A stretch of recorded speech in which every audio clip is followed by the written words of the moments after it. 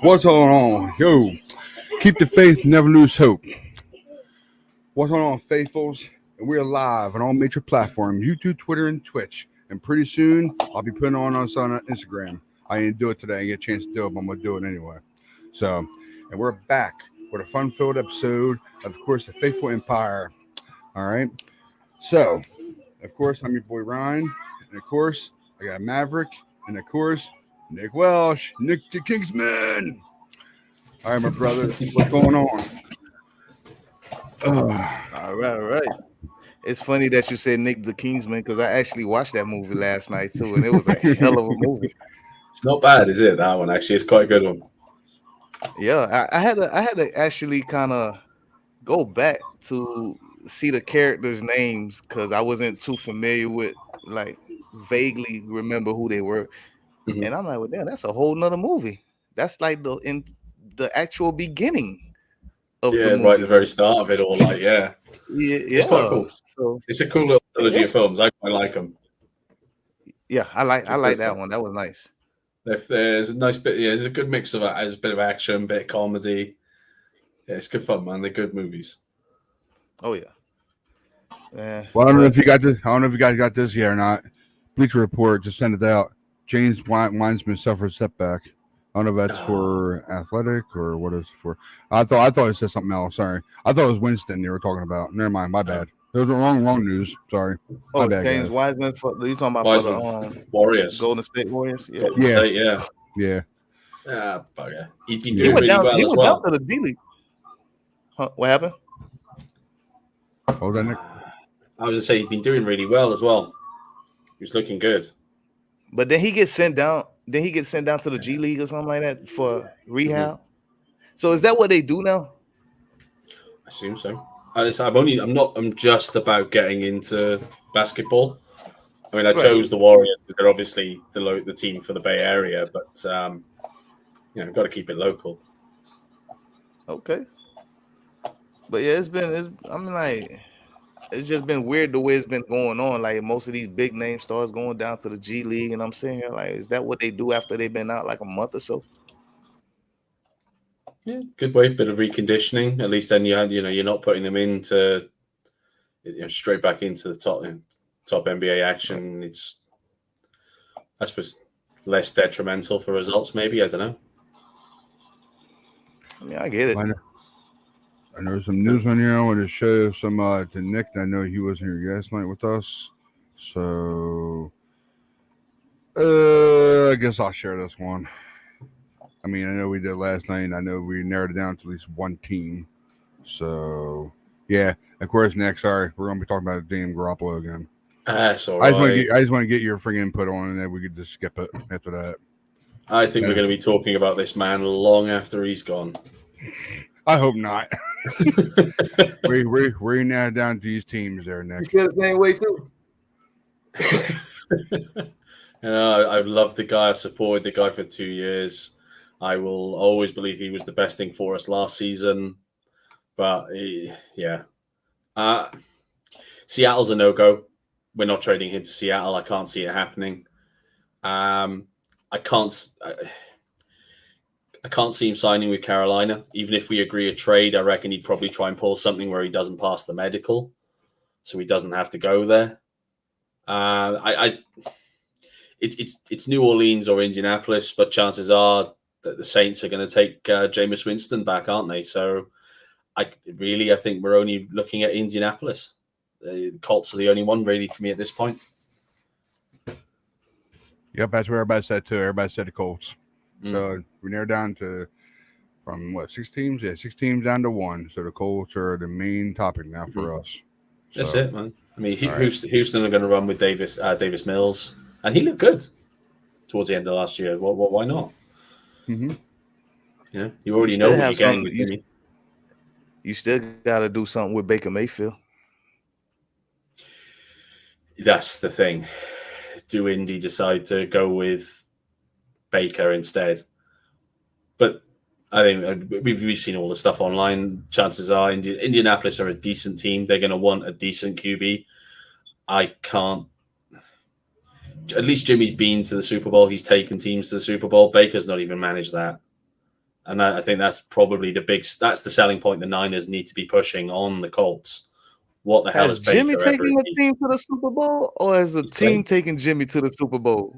I'm just saying that this is the but that's the angle the Niners need to be taking with this now. They need to be going, right, okay, so you've got Baker or you've got Jimmy. Do you want the man who's going to act like a child, or do you want the guy who has played in a Super Bowl? And that's the angle I'd be just ramming down the Colts' throat. Do you want a man-child, or do you want someone who's at least going to be a team player when it comes to things like the media? Because he has, whatever Jimmy's flaws are, the optics in media were always very good. He always, he's got the face to lead a franchise. It's a shame he doesn't have the arm to match it. But yeah, he got the face to be the face of the whole league. Oh, yeah. Too bad his skills doesn't match it. Exactly. I think that's what we need to be pushing on. It's not 7 minutes yet. I hope I don't get flagged for that now. Yeah, that's what we need. It's almost 7 minutes though. It's almost 7 minutes. Yeah, but it's all good though. Okay, the next one, and of course, we really get flagged for that? I think so. Bad words, yes. Oh, it's past 7 minutes now, so we just passed 7 minutes, so we should be good now. Okay, so we're good. I'll be a good boy. It's all good, man. Oh man, I love you, Nick. Show me the money. Here's the updated version of what we have now from the gains and losses. Yeah, look at that losses list, man. That just sucks, doesn't it? I was really hoping Street might do something this year. He's started to. He was a good situational piece. I was hoping he might become a good rotational piece next season, but that's not going to happen now. How the heck? Let me ask you this Saints one can question. afford him. I don't know. What is the worst loss that the 49ers have suffered this year? DJ Jones. And why is that? DJ's quality. He is a starting tackle in this league, but he's never really been a full-blown starter with us. I thought you was going to tell me it's because they drafted him so late in the draft and then groomed him to be who he is, and now giving the keys to Eric Armstead or Kinlaw. I'm sorry, Kinlaw. I can see why they would. I mean, they're not going to cut their losses on Kinlaw just yet, but the fact that DJ Jones has gone from being such a late round pick to being such a quality part of our D line. I mean, a lot of that's obviously come in since Chris Kaczmarek joined the staff. I mean, that in itself is going to attract any D lineman in the league, whether they believe they're at the height of their powers or they're just trying to still prove themselves or they're looking for a comeback. Any D lineman should be wanting to work with Chris at this point now. He's proved it. He's brought guys through. DJ's going to be hard to replace. We're hopefully Ridgeway can come in and be something, because we might need him to be if Kinlaw is going to sit on the sidelines for the half of his career. Do you believe that's what's going to happen with him? I mean, then again, when you start getting injured, it's inevitable that you stay healthy the remaining of your career, right? Yeah. Let's hope so. I mean, Frank Gore, perfect example. He's, he came out of college, was it with two MCL tears he had in college? I believe so. So he had a pretty damn good career by all accounts.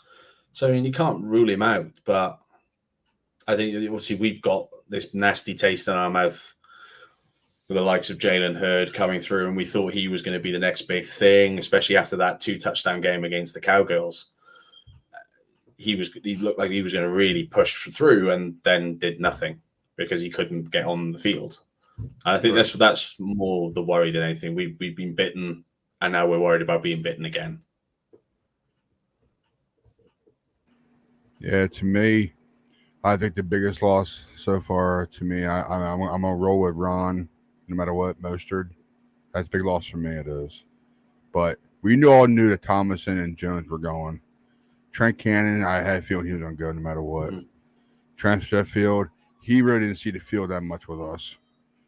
Tom Compton, don't get me started with him. Street was actually, he wasn't bad per se. Mhm. So basically, that's where I'm going to go with them. That's But fair. Ward for the gains, I tell you, man, our psych ward is open for business.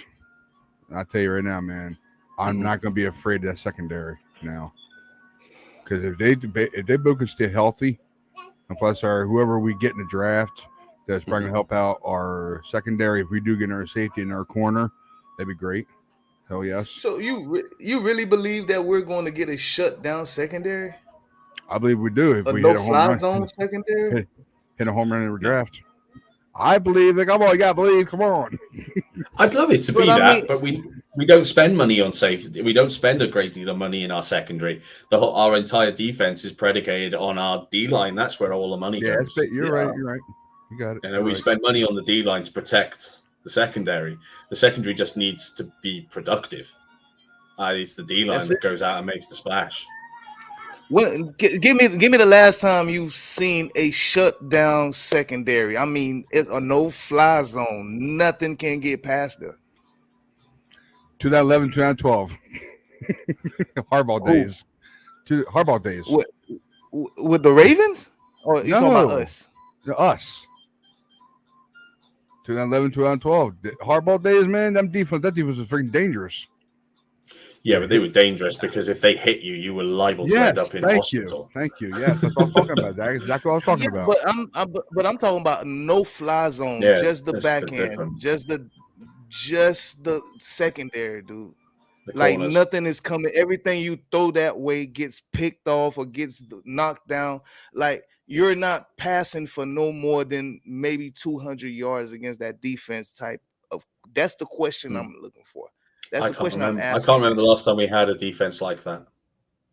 I can't remember no team in the league that had a defense like that with a back end of their defense like that. A no-fly zone defense secondary.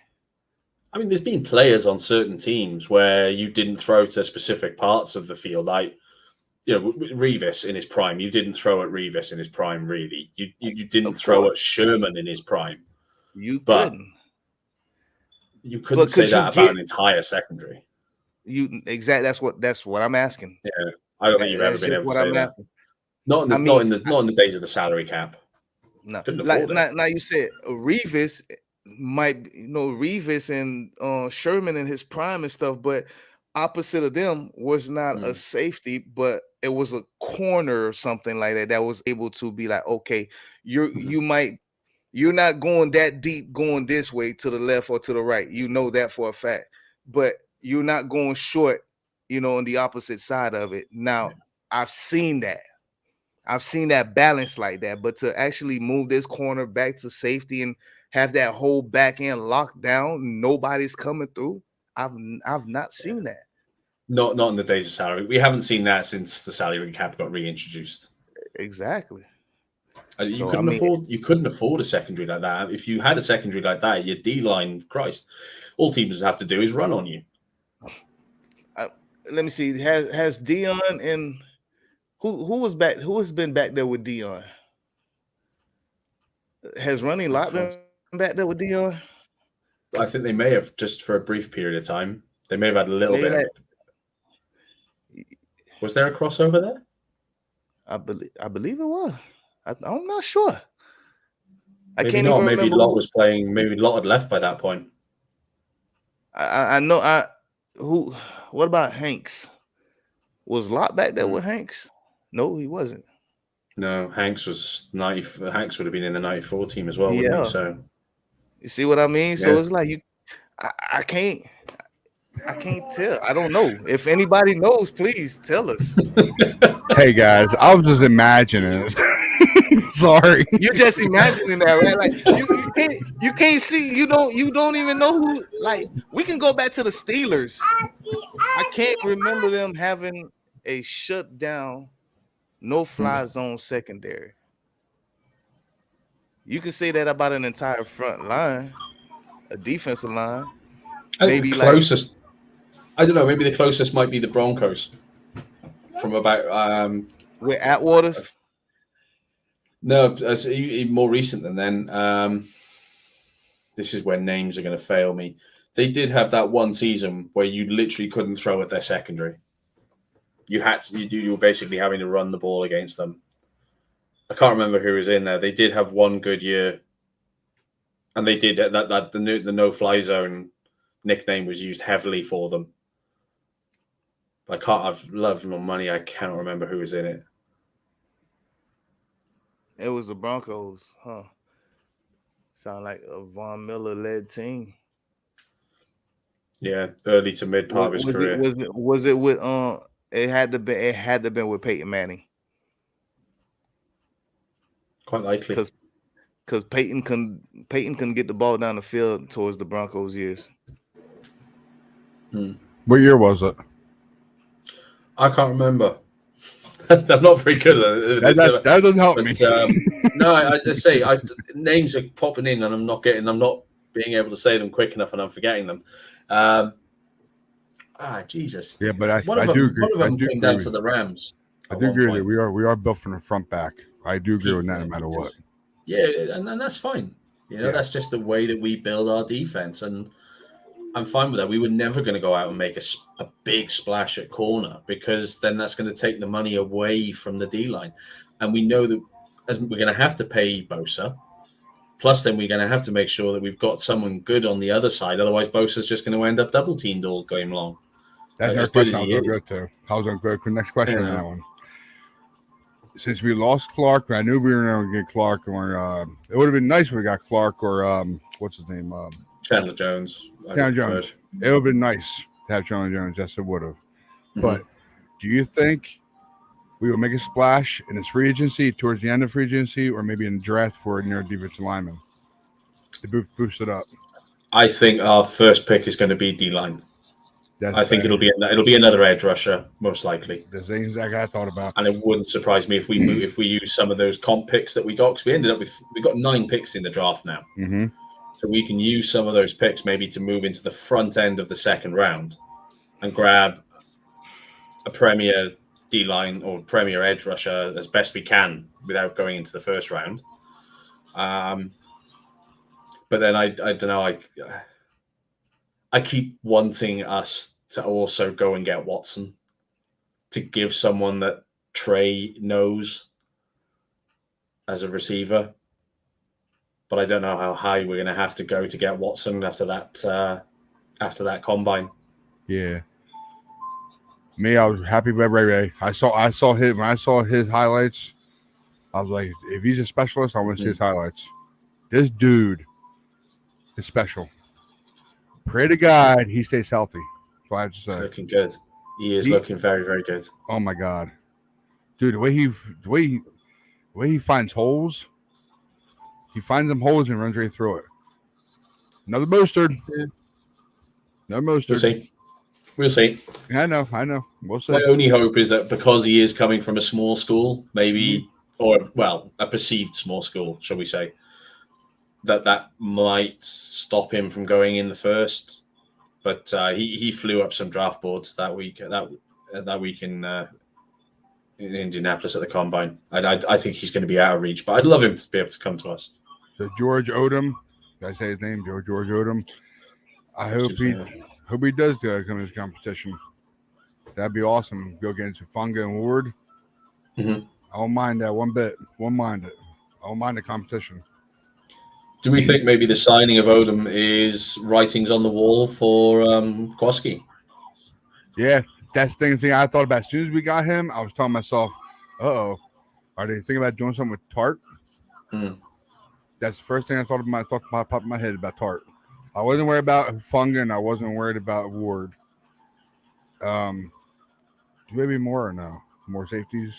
That's only 2 I can think of. Tavarius Moore still on the books, but he was injured last year. I think you guys mentioned him last night, didn't you? Yeah, we did. Somewhere's in conversation we mentioned him. But if George Odom can shine out, he'll make the roster if he does shine out. He'll make it. I believe he will. So that was So 2015 that's with 2015. the no fly zone Broncos. That was 2015 Are we with looking DeMarcus. Peters and DeMarcus Ware? Yeah, DeMarcus Ware, T.J. Ward, Aqib Talib. Who else I just named? Oh yeah, because Rogers Cromartie, I believe he left, Okay. and Aqib Talib got that same deal that Elway presented Cromartie with, Mhm. and yeah, and they had a safety Raheem Moore, linebacker Brendan Marshall from the Jaguars. Yeah, I reckon that's probably I the mean, closest you've come to a no-fly zone in the NFL. yeah, for the second time in NFL history, apparently. And Kubiak made the call to his former assistant Phillips about the job. So Kubiak was on that squad. Oh, hey, you know what? I'm not worried, man. I think we're gonna be real nice back there. Based on what I just read, names that popped up, names that's on our team now. Yeah, I see us making like two big moves, two big moves to finish off that back end. We'll be fine. I'm not sure who, but it's gonna be mid-tier. I Well, I see it being know mid-tier. Adrian Colbert's making a push for one of the spots in our secondary as well, isn't he? Yeah. You seen that Supposedly online? he FaceTime Kyle and John or whatever about And- that after he get yeah. 1,000 tweets. Yeah, and nobody picked up. He tweeted Is that what out happened? that, he tweeted it. Nobody picked up the call. He made the call, and nobody picked up the phone. Oh, He tweeted it out. I'd love to see AC back in red and gold. I loved him when he was with us first.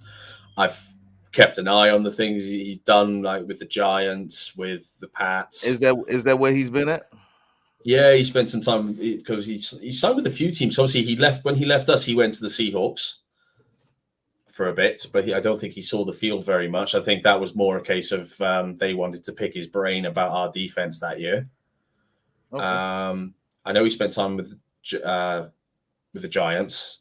I think he may have spent some time in Miami as well.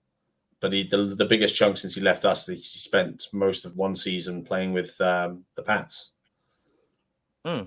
I'd love to see him back. I would. The guy hits so hard. The problem is he hits so hard and gets flagged.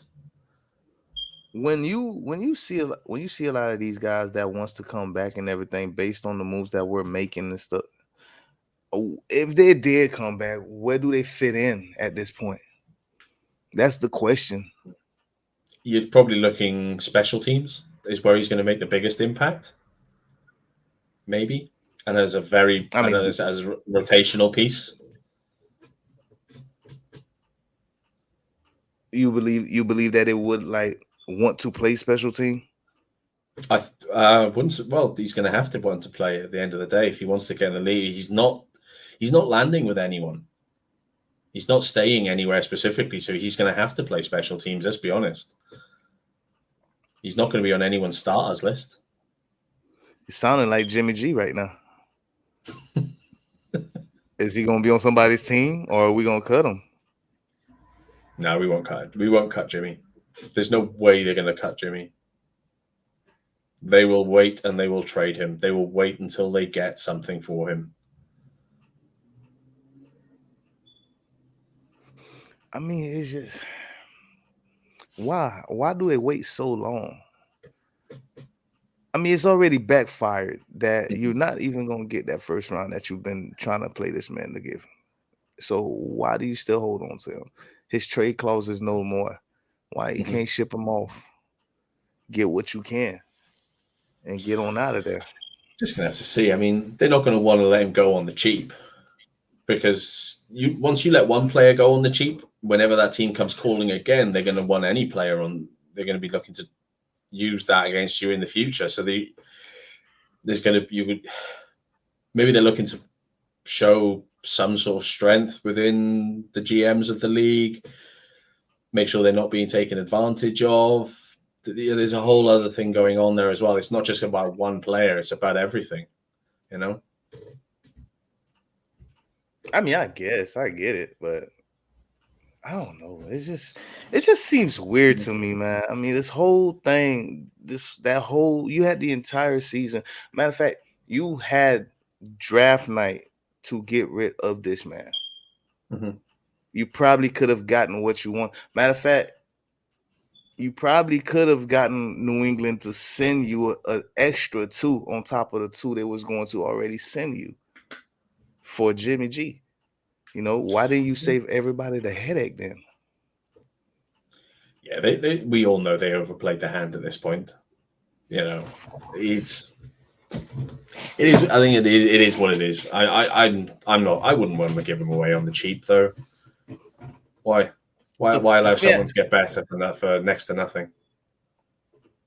But I mean, you make it up with Trey Lance anyhow. Either way it goes, you still make it up with Trey Lance this year, anyways. Because look at where you ended up. I'm pretty sure you heard me say that on the show last night. Yeah. Look at where you ended up after the season. You would have had to give up way more just to move down to from 29 to 3, just to pick up Trey Lance, who would have been the number 1 consensus pick, period, according to analysis. So you would have had to not move to 3. You would have had to move from 29 to 1st. Mm-hmm.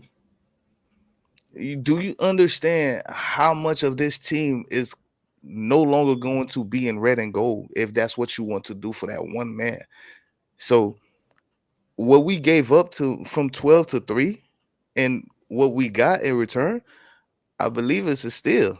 And I'm pretty sure every Niner out there would agree with me that it's a steal. We got the number 1 guy without even being in the number 1 spot. Mm-hmm. Oh yeah, it was definitely the deal to do at the time, without a shadow of a doubt. Time has proven it. Without, the fact that we then went on to do as well as we did also then decreased the value of the picks we gave up anyway. That's pretty much what it is. I'm fine with the trade we made last year, but we just got to get rid of Jimmy at this point now, haven't we? But that's the thing, though. I mean, Jimmy, we should have gotten rid of him when we got those offers. I mean, we've gotten plenty offers for Jimmy. We, like you said, we overplayed our hands. 49ers overplayed their hands. Seriously. Why you keep rejecting these offers? In fairness, we don't know what the offers were. I mean, it could have been next to nothing. Do we ever know what the offers are until it's finalized? I mean, look at Deshaun. I assume it was a 184 mil that he was getting paid. Turned around, and he's getting paid 240, right? It's insane. That contract is ridiculous. Come on, $48 million raise, dude. I would be happy just to get a $10 raise. You know what I mean? You getting a 48 million. Dude, I'm happy getting a 50-cent raise to $1. Okay, I'm good. It's crazy. It is crazy, man, what he got. Considering his troubles are not over. But see, that's the thing, though. I said it again last night. The Browns guaranteeing every dollar is pretty much saying that, okay, we know what's going to happen. Go pay these damn women off. Let it be that, and do not ever step foot in another massage parlor. Yeah, another big Ben scenario. Yeah, I mean, listen. No matter how Deshaun feels right now, he is getting a second chance, and then on top of that, he is being monitored and controlled. And he should be. He should be, and I can't blame the Browns for doing it. I mean, if you're going to invest that much money in someone, they're gonna want to make sure they're gonna get something back on that investment. They're gonna be keeping real close eye, and they should do. They're gonna want to protect their investment. And fuck me, they're gonna want to. Pardon my language. Sorry, they're gonna want to protect the women of Cleveland. Of course. And like I said last night about the Browns, it's not about next season. It's about the season after that, because you still have to restructure Amari's contract, because he's playing after this season he's an actual free agent. Am I not right? Yeah, I think so. Or does he have 2 years? I think they only took 1 year of his contract because the Cowboys wanted to trade him before they could let him leave for nothing.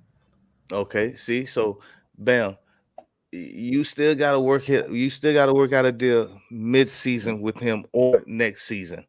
You already got Jakeem Grant on a 3-year deal. Then you're going after another receiver, and I believe they saying Jarvis might even come back. If he comes back, that's even better. Now you got Nick Chubbs and Kareem Hunt. When I don't know what you're gonna do with either one of them, but I'm pretty sure you're gonna be looking to add a fresh pair of legs as far as like the ground game when it comes to that team. 2023 for that team is gonna be scary. It could be, yeah. You know, if they hit someone, because I think they're going to have to move one of. They're not going to move Chubb. They're going to move Hunt. They're going to want someone to come in probably this year, sit as number 3 running back, and then ultimately replace Hunt the following year so that they can save some money. And I'd imagine that could very well be someone in the draft, or maybe an undrafted free agent, maybe to whoever they fancy it being, because they're going to need to free up a lot of money, like you say, to bring back some of the players the following year. That's going to take some doing. Whoever's managing the cap in Browns is going to have to really earn their money. And I think the Browns are going to be looking for that second punch to Nick Chubb, that 1-2 punch to Nick Chubb, because Kareem Hunt is more of a complimentary back to Nick Chubb. I guess I could say that. Yeah, he's more of a complimentary running back to Nick Chubb, but they're looking for that 1-2, and he was not it. I mean, Hunt's a great running back. You've got a plan for him if he's on the field. But the money that's a lot of money to pay your RB1 and your RB2, especially when Chubb's going to command a big pay rise soon, man. That guy's a hell of a running back. But Chubb stayed hurt too, though. That's the thing they got to do. But it's the same in any team. You got to weigh up the risk of how much do you pay Chubb with his injury problems, because when he's on the field, he can take a game over. You destroy any defense. It doesn't matter how good you are against the run. Nick Chubb will run on you. I guess he ain't no Derrick Henry, but I guess he'll get there. Now, here's a question though. I know who's probably the happiest quarterback out of the two, and who's more sad. But I mean, can you really say the best wide receiver duo in the league right now would be Devontae Adams and Hunter Renfrow? No, I think Hunter Renfrow is too much of a downgrade on Adams to say that's the best one too. I think the best Fair one enough. too, sadly, is probably still going to. It's going to end up being the Rams, even if they don't have OBJ, Allen Robinson, and Cooper Kupp. That's a hell of a duo. They did pick up Allen Robinson, didn't they? Now that's still a hell of a duo. I'd probably look at those two. Who else? I don't know. Actually, I quite like. T. Higgins and Jamar Chase. That's a wicked little duo. I think that's more of a triplet, like triples over there. Mm-hmm. They've got a hell of an offense they're putting together in Cincinnati. Those are triplets. Because who is it? Jamar Chase, T. Higgins, and who's the guy? Who's the other one I'm missing? It's not Ross. Is it John Ross? No, it's not. Tyler Boyd. Yeah. Yeah, so that's a triplet over there. So it's not even a duel. You go to anyone. They got a pretty good quarterback throwing them the ball as well. Exactly, and he's only going to get better. So I mean, see, it's a little tough to. I mean, who's the best wide receiver duo right now? For real. Because we're not gonna say it's Debo and Ayuk, because Debo played too many damn positions to be labeling him just a wide receiver. So it's hard to just be like, oh yeah. Debo's something it's not gonna be again. Yeah. Ayuk brings it down a touch, doesn't he? But I mean, I think you've got to say the Rams. The Rams. I think the Rams have the best one. I would say the Rams have the best one too. Now that they're adding Robinson to Cup. I'd be I mean, what surprised about if the they can Jets? afford OBJ. Who have the Jets got these days? They re-signed Braxton Berrios. Who do they Moore. have over there? They still got Moore. I picked him up Elijah late. Moore.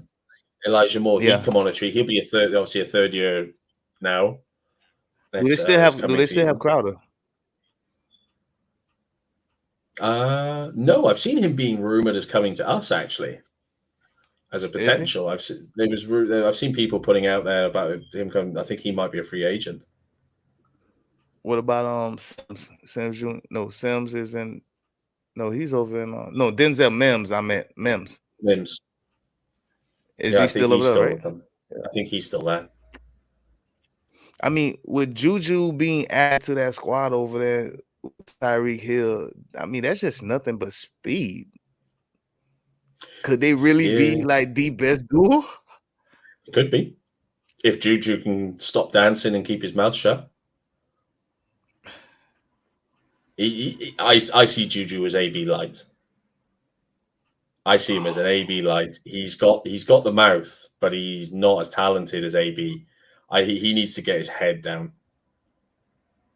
So you pretty much you see his career going down the drain too. That's what you're saying. Not down. No, I don't think he'll go as far as AB. I mean, that guy lost it. I hope he's getting the help he needs. But there seems to be something going on though with that Steeler wide receiver room because there's a few of them at it. I know Ash mentioned it in a previous show. Claypool's been getting a bit mouthy, and there's a few of them coming out of there like that now. They seem to come with a lot of baggage. I believe it's the lack of respect for Mike Tomlin.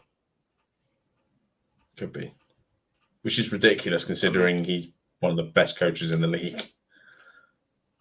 Yeah, but you got to see how he behaved with his players too, though. I mean, if you're more of a players coach, just a friendly type coach, I mean, who knows? They get bold. You know, they start saying how they feel the way they want to say it, and they don't care who hears it, and it makes you look like you get no respect from those guys, even though we know they respect you. Yeah, the optics aren't great, but then ultimately, the only optic that really matters. When was the last time Tomlin had a losing season? That's the only real one that matters. At the end of the day, that's all that matters to owners. That's all that matters in the grand scheme of things. Are you competing? And Tomlin's teams compete. They do. I mean, the owner, just because the owners have his back doesn't mean the players care too tough. I mean, you know, that's the only thing that's the main thing we're talking about. I feel like ownership will side with Tomlin quicker than he signs with any players. Probably. And then he'll ship them out, find someone, bring the next guy in. Yeah, I mean, for an organization who's only had 3 head coaches since their existence, I mean, I have so much respect for the Steelers just because of that. They are running their organization quite well, really well. They're doing it the right way. It'll be weird actually if Tomlin has a losing season. It will be weird. I mean, the Steelers never really had a losing season. He would be the first and only head coach that really had a losing season.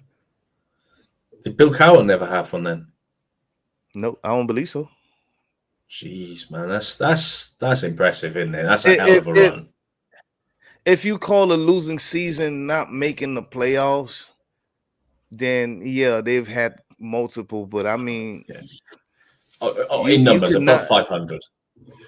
Yeah, you cannot make the playoff and still have a good season. You know, just one hiccup or a team was better than you. That's it. I don't believe Bill Cowher never ever really had a losing season. Not like we're referencing losing seasons. Yeah. I'd say losing when I'm talking losing season, anything below 500. Not so much missing the playoffs. Because like you say, you can not make the playoffs, but it'd still be a good year, really. Yeah. I don't even think Cordell Stewart had a losing season. I mean, hell. That's crazy. That's a heck of a run. Yeah. I mean, the only run I can really think of that should match that is probably the run of quarterbacks the Packers have had. I mean, they've got Bart Starr, Brett Favre, Aaron Rodgers. Yeah. That's a pretty damn good run in itself, as much as I hate them. But it's a lot of quarterbacks that came from under Brett Favre that actually went on to winning Super Bowls too, or played in a winning organization. Like, was Steve Young one of them? Yeah. No, he wasn't. No, we got him from the Buccaneers, didn't we? No. Yeah. But yeah, players like Kurt Warner, Ty Detman.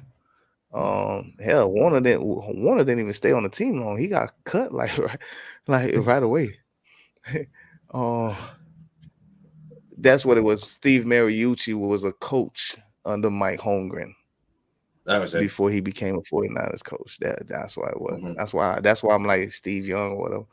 But who else played on the was it Keely Smith? No, Cordell? Yeah, sure. Dude, it's a lot of players that played on the Brett Favre that actually went on and had somewhat of good careers. I mean, couldn't match his stats, but they did there. Yeah.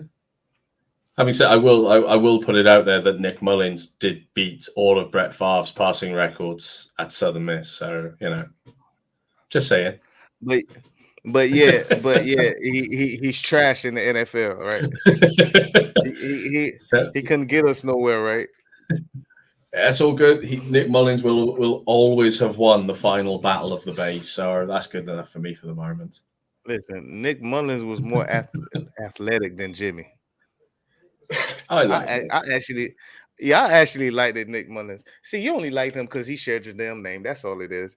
Ain't no problem. No. Nick Mullins between Nick Mullins and George Kittle, they gave me a night to smile on a night I had absolutely no right to be smiling. They made me smile the night I found out I had MS, and that was the game actually where Kittle racked up all those yards in the first half against the Broncos in Denver and should have beaten the tight end single game receiving record. That was the day I actually found out I had 3 lesions on my brain and 2 on my spinal cord.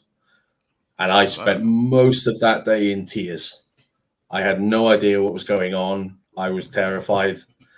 And the only reason I smiled that day was when I had an early nap because it's still Sunday. It's still football. I'm still going to watch the Niners play.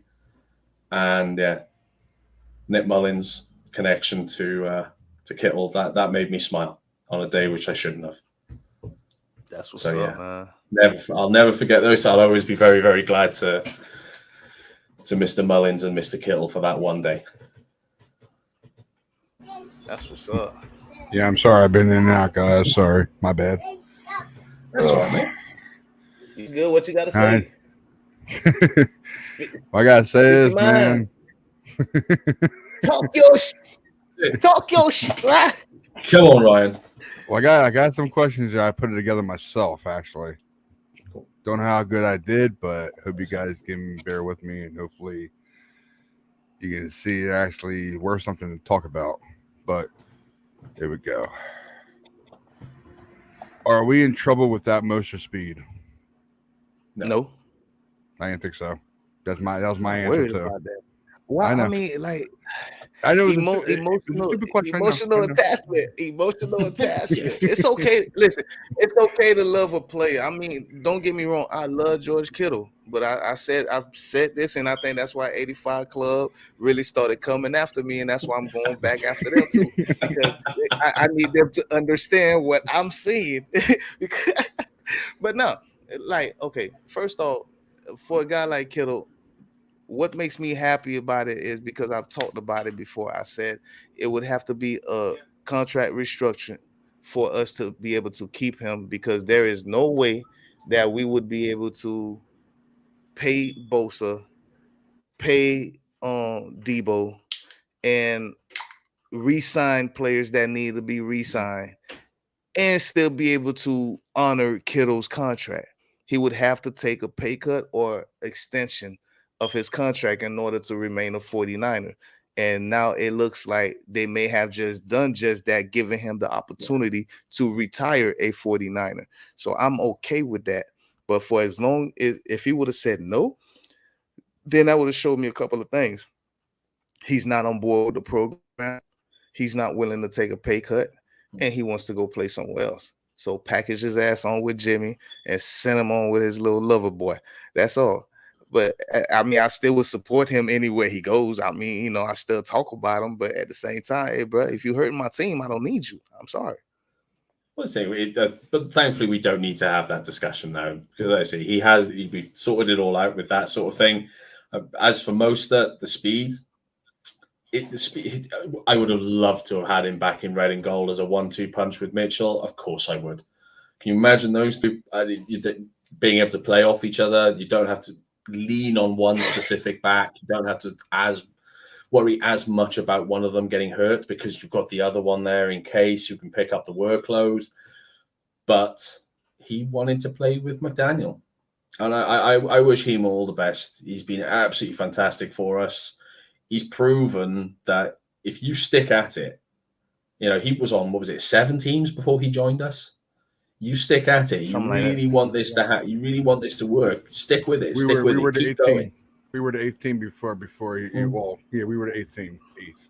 Exactly. But he played mostly special teams, so yeah, it was mostly a special team or so. But okay, here's my take on that. Everybody's talking about Mostert could have been that 1-2 punch. That's while that might have been true, but we have to look at his injury history, and then we have to look at Eli. You know, he's getting injured. Yeah. Are they practicing too hard? Are they working these guys too hard? Are they running them down to the ground? Now, you want a 1-2 punch, the best 1-2 punch in the backfield. You take Eli Mitchell and you pair him up with Derrick Henry, and you not stopping that running duel at all. You're not stopping that at all. So I'm okay with Raheem going, because I feel like we can find somebody who's up to Eli Mitchell's caliber to give us that 1-2 punch. I think so. Yeah, absolutely. I absolutely trust them to go out and find another running back very late in the draft, or as an undrafted free agent who can plug that gap. I fully believe that 110%. If I'm not sure Trey Sermon's the guy, I'm not sure Hasty's the guy, but I have no doubt we can go and find someone that can plug that gap. We've done it before. We can do it again. They've proven they can do it with got in my head, both of you. Got in my head. Listen, I was saying the same thing.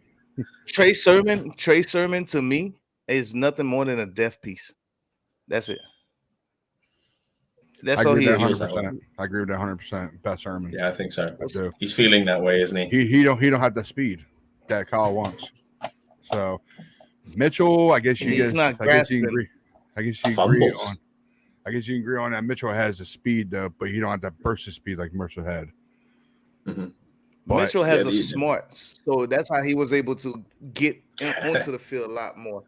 Yeah, I'm serious. Trey Sermon does not have the smart to pick up on the game plan that's going on right now. I'm not saying that he won't, but it's just you have to look at when you got drafted versus the guy who drafted after you, and he's already ahead of you. Something's wrong here, brother. You gotta step it up. They're not going to invest in you much longer. Yeah, after this season, if you still can't get it, guess what? You are. Yeah, 2 years. That's it. I mean, about 2 years. They're not even gonna wait. They're not even gonna wait for. You know what? I really hate to say that, but the thing about it is the 49ers, as long as Kyle and John Lynch are still within that organization, they're liable to give a guy that's not producing 3-4 years, i.e. Jalen Hurts. Mm-hmm. Oh, we got something here. Stop telling me that you see something in some guy who's not been doing and do. It's 2 years. He's showing you the same thing. Let him go. Cut your losses before it's too late. There's on the flip side to that though, when you're looking at it from a player's perspective, and they're thinking you've got a couple of destinations in front of you, and they're like, okay, I've got all these contract offers, but I've got the Niners are here. I know they look after their guys. I know they look after their players. They've done it before. They've done it repeatedly. That's a good selling point to come to take to a player, and I think that will pay off in the end. That will be paying off now. If I'm a player, I believe for me personally, if I'm a player in the NFL and I have a choice to go to the team that I want to, I'm not just going for the money, but I want to also look good. I want to also make the team that's letting me go look like they made a mistake. So the best way for me to choose is if I know my IQ is not all there to grasp what the 49ers are giving me, I'm going to a less complicated offense. I don't care what team it is. I don't care if we even make it to the championship. I just want to look good within that team. I want to be the Jimmy G of that team. You see what I mean? So, yeah, I want to make my old team look like they've made a big mistake by not utilizing me to my potential. Matt, no disrespect to you. Keep Jimmy G out of this conversation, okay? I can't help it. I can't help it. That was a hell of a meme. Listen, that was a hell of a meme to say right there. Like, we all know what I mean by that. You feel me? I want to go to the team that knows how to mask my flaws and utilize me the way that they need to utilize me, and that has the simplest playbook and the simplest formations for me to learn. If I know my football smart is not all there, but I have the athleticism. So why not go to somewhere that's a little bit simpler, a little bit easier for me? I think you're going to see a lot of it. I mean, you look at when players were interviewed at the combine, how many of their faces lit up with pure joy the moment someone said about playing under Kyle Shanahan. It happened repeatedly for different players in different position groups. And you could just see the joy. I mean, the big one was obviously Lindstrom. I'd love to go get Lindstrom, the center out of Boston College. I'd love to have him come in sit behind Mac for a year. And then Mac obviously gets his, he gets to bow out, retire. I'm not sure. But I think he's coming out too, if I'm not mistaken. But okay, now here's another thing. What if some of these players at the combine purposely tank the IQ test or tank the interview with certain teams and look great with another team? I mean, it's possible, right? If you don't want to be picked by a specific team, yeah. I can see that happening. Whether it does or not is another thing. Because players know that the executives talk. I think players. That's what I'm saying. So. Executive talk. At the end of the day, if you bomb an interview, the other executives are going to know if you bomb an interview because they all talk to each other. They're all friends at the end of the day. They've all worked together in one form or another in one organization.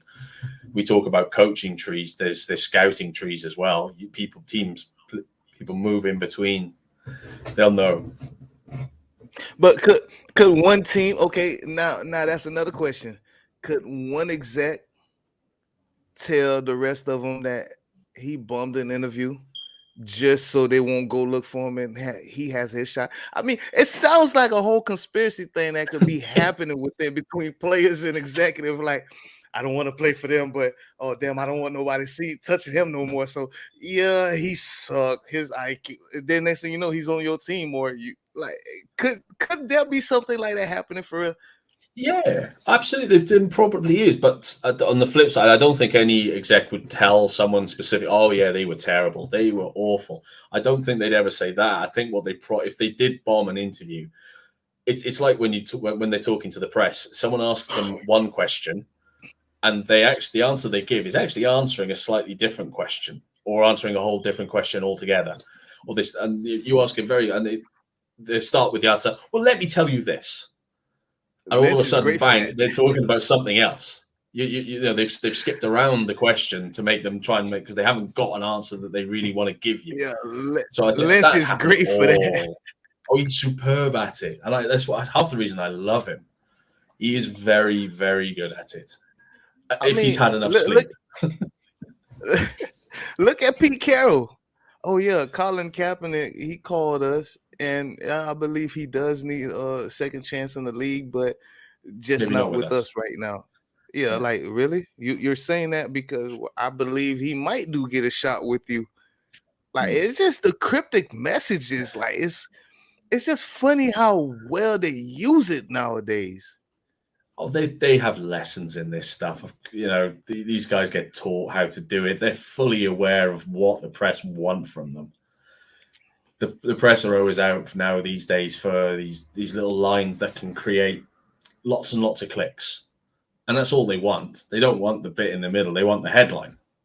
That's all they need because they'll make up whatever crap they want to put into their article anyway. You know, prime example of that being Grunt Cohen. Man's a moron.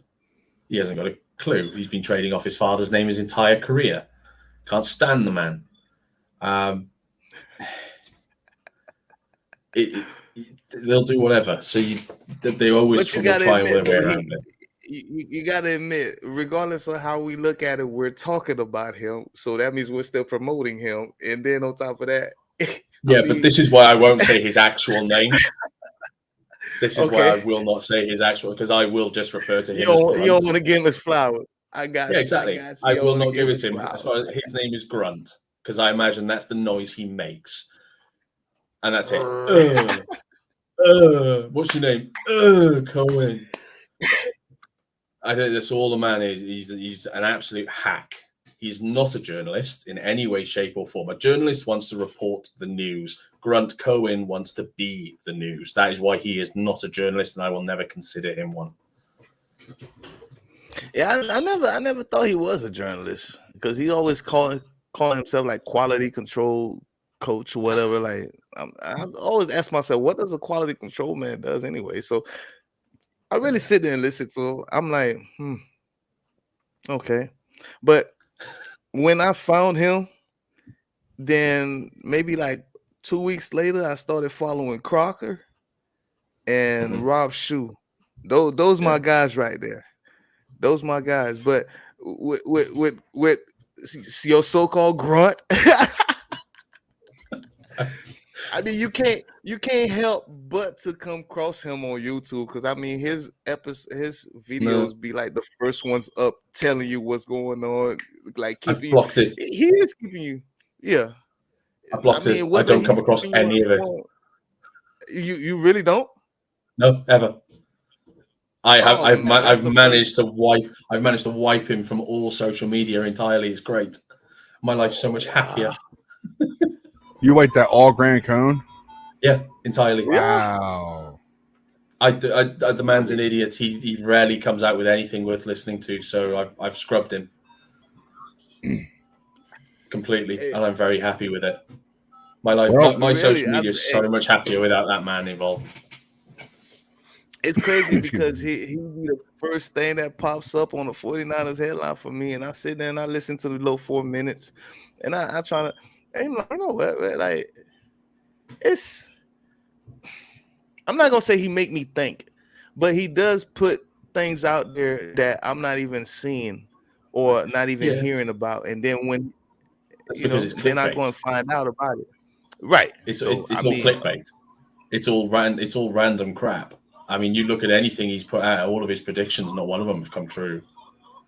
No, not at all. He hasn't got a clue what he's talking about.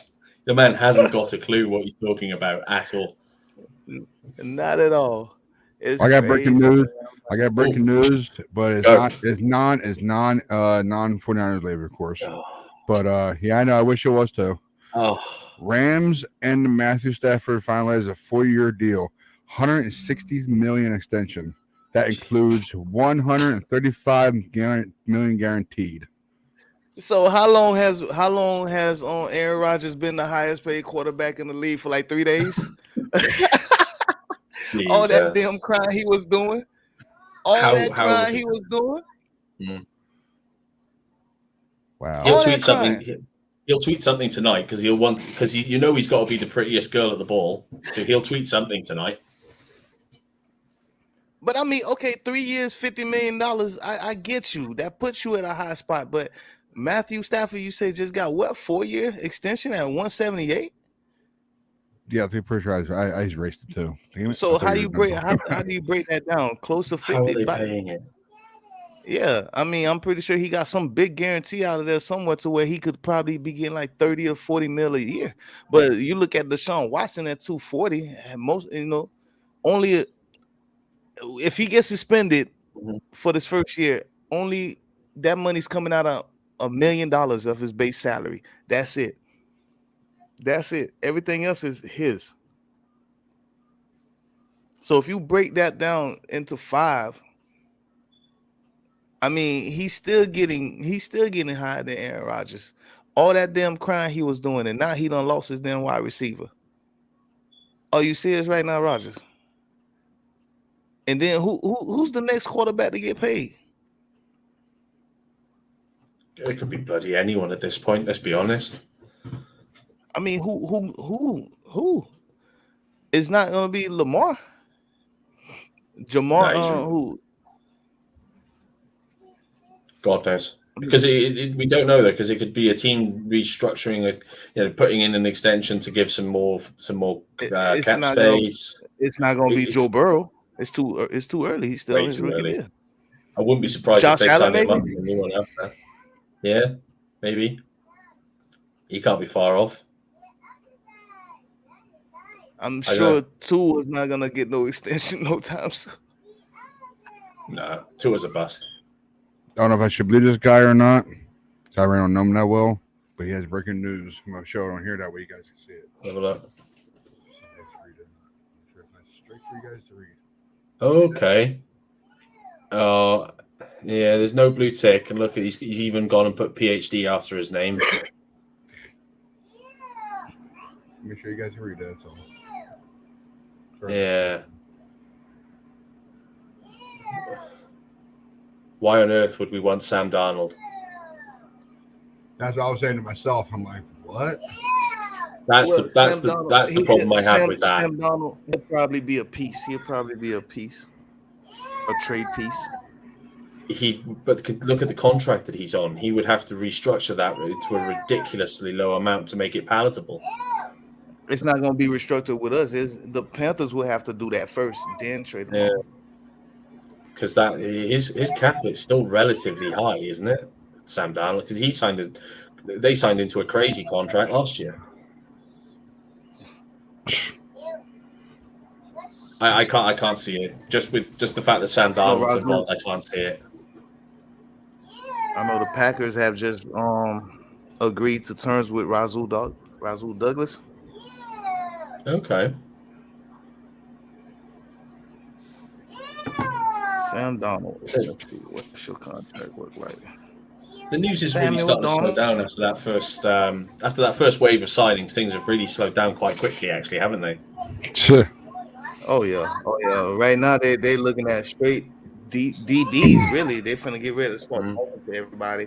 I think Tyrann Mathieu will be the biggest piece. If he gets moved, then you're gonna hear about everybody else.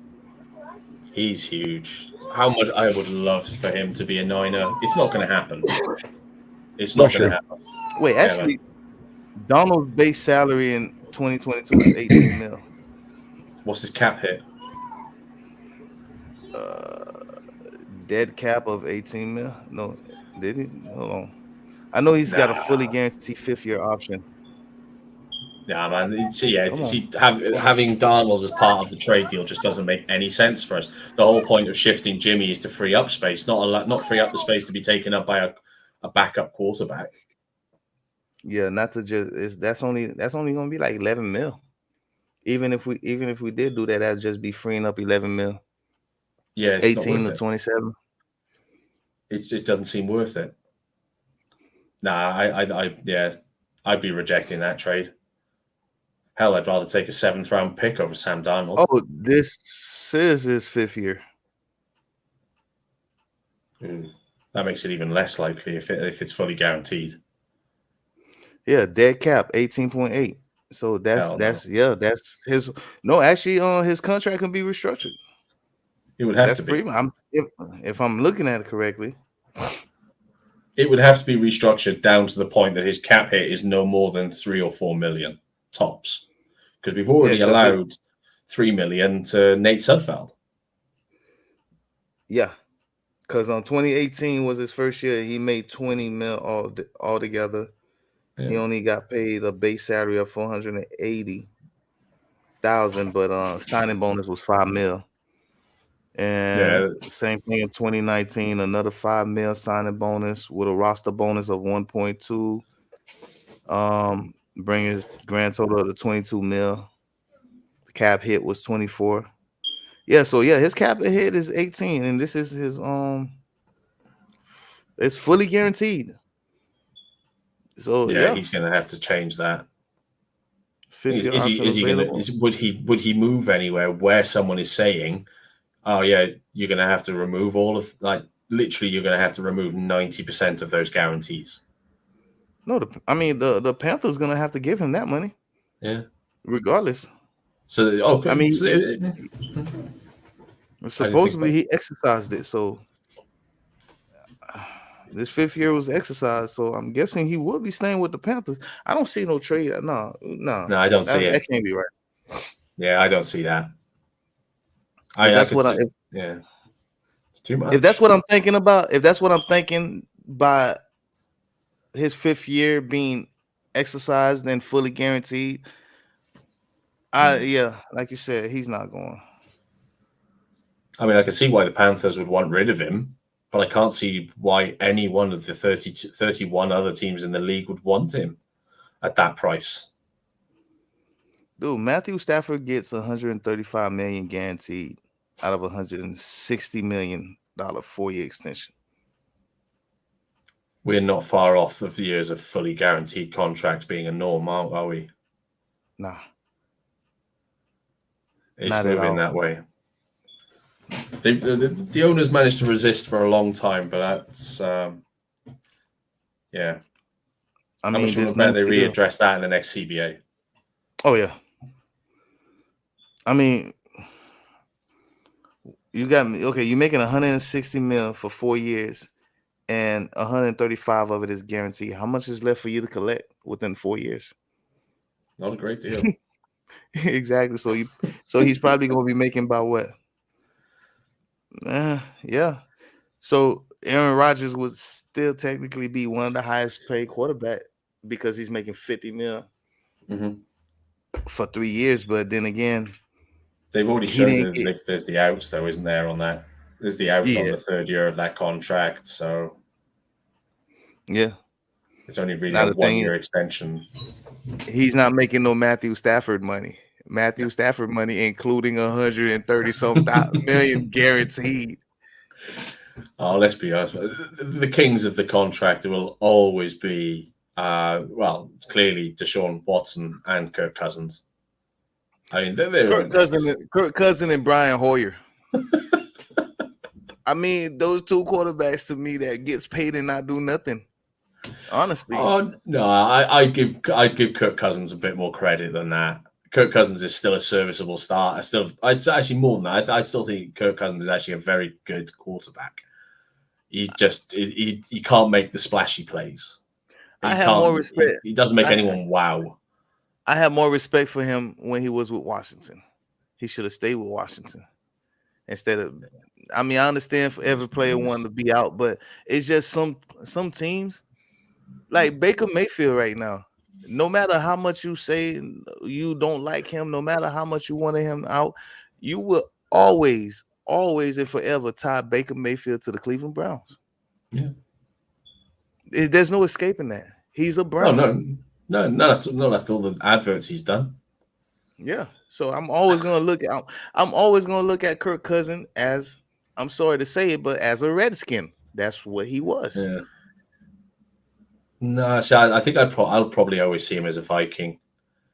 But he did okay, obviously, and then he got that big money move, and he's put up some pretty good numbers. The problem with the Vikings was never the offense. The problem's their defense the last couple of years. It doesn't matter how many points they score because they will always seem to concede more. You know, which is weird considering they had such a defensive-minded head coach.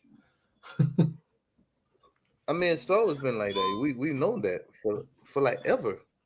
There's no Yeah. escaping it. That's what it's always been.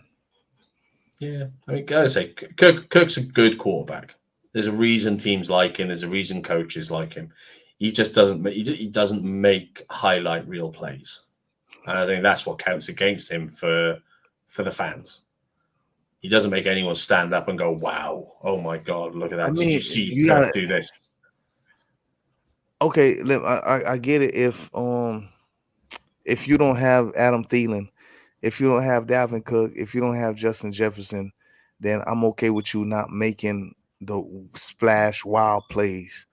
But you got those guys. We need to be seeing those wild plays, those splash plays. So His numbers are pretty good. You know, yeah, he puts up some good yards. Like I say, the Vikings couldn't keep teams out of their own end zone. They just I didn't mean, stand a chance. we could say the same damn thing about Jimmy G too. His numbers are pretty damn good, but guess what? Yeah. We want his ass out. I still think our defense is better than the Vikings, though. Oh, hands down. Hands down. I can't remember the Vikings forever having a stout defense. Players, maybe the I know 2 or 3 years ago they were really good. Before they signed Kirk Cousins, they were good on defense, terrible on offense. They never really had a secondary though. I don't know. Harrison Smith is pretty damn good. One play at a time. And they had corner. I can't remember his name now. Patterson. It was one play at a time. It was never. They never really had a core that stood together for more than a year. No, think about it, fair. Kenny. They've always had a front line. Even when John Randall played, that they had someone who helped them, but that was it. Who else they had on there? See, I can't even like tell you nobody else but John Randall right now or Danielle Hunter right now. I can't think of nobody. Griffin. Everson Griffin, there you go. Damn, he was good. Obviously, he sat out last year though with mental health problems, didn't he? How could I forget that name? Yeah, I wasn't going to say. As I did. Oh man. How could I forget that name? Like for real, it's so good though. I make mistakes like that. We all make mistakes. I'm only it's so good. Whatever. It's so good. I'll let it go. I'm gonna start pulling my inner Baker Mayfield up in here and start crying, man. I'm no longer an adult. I'm a child now. Yeah. No, we'll go back to being a kid. Don't talk to me. I don't want to talk to you no more. Exactly. What's my damn tricks? Give me my tricks. What's up, Ryan? What other questions you got? I was enjoying this. Yeah, we're busy de-evolving here. Yeah, it's all good. It's all good. Chemistry is great. I'm on it. That's all I have to say. Yeah. Really out that question about the Mostert thing. Unless we hit a splash with some kind of running back in free agency or in the draft, I do see us going for another running back that could be a star running back and be our first. Because then it'd be a fight between him and Mitchell. Do you guys see JWJ to me, but Jeff Wilson Jr. come back? I can now. Or Hasty? Didn't one of them get cut already? No. Hasty's got a new contract. We have actually 4 now. We have 4. Hasty Hasty re-signed. Hasty. Jeff Wilson free agent, ain't he? Yeah. That's Jeff signed. I don't know. I didn't hear nothing about JWJ. I know that Hasty definitely signed because Hasty was offered a contract and he signed it. Yeah. Because he was in that group of 5 exclusive rights with free Kittle agents that signed new contracts. He was in that first round, but I hadn't seen anything about Jeff yet. I want Jeff back. I'm sorry. I am a Jeff Wilson stan, and I will not apologize for it.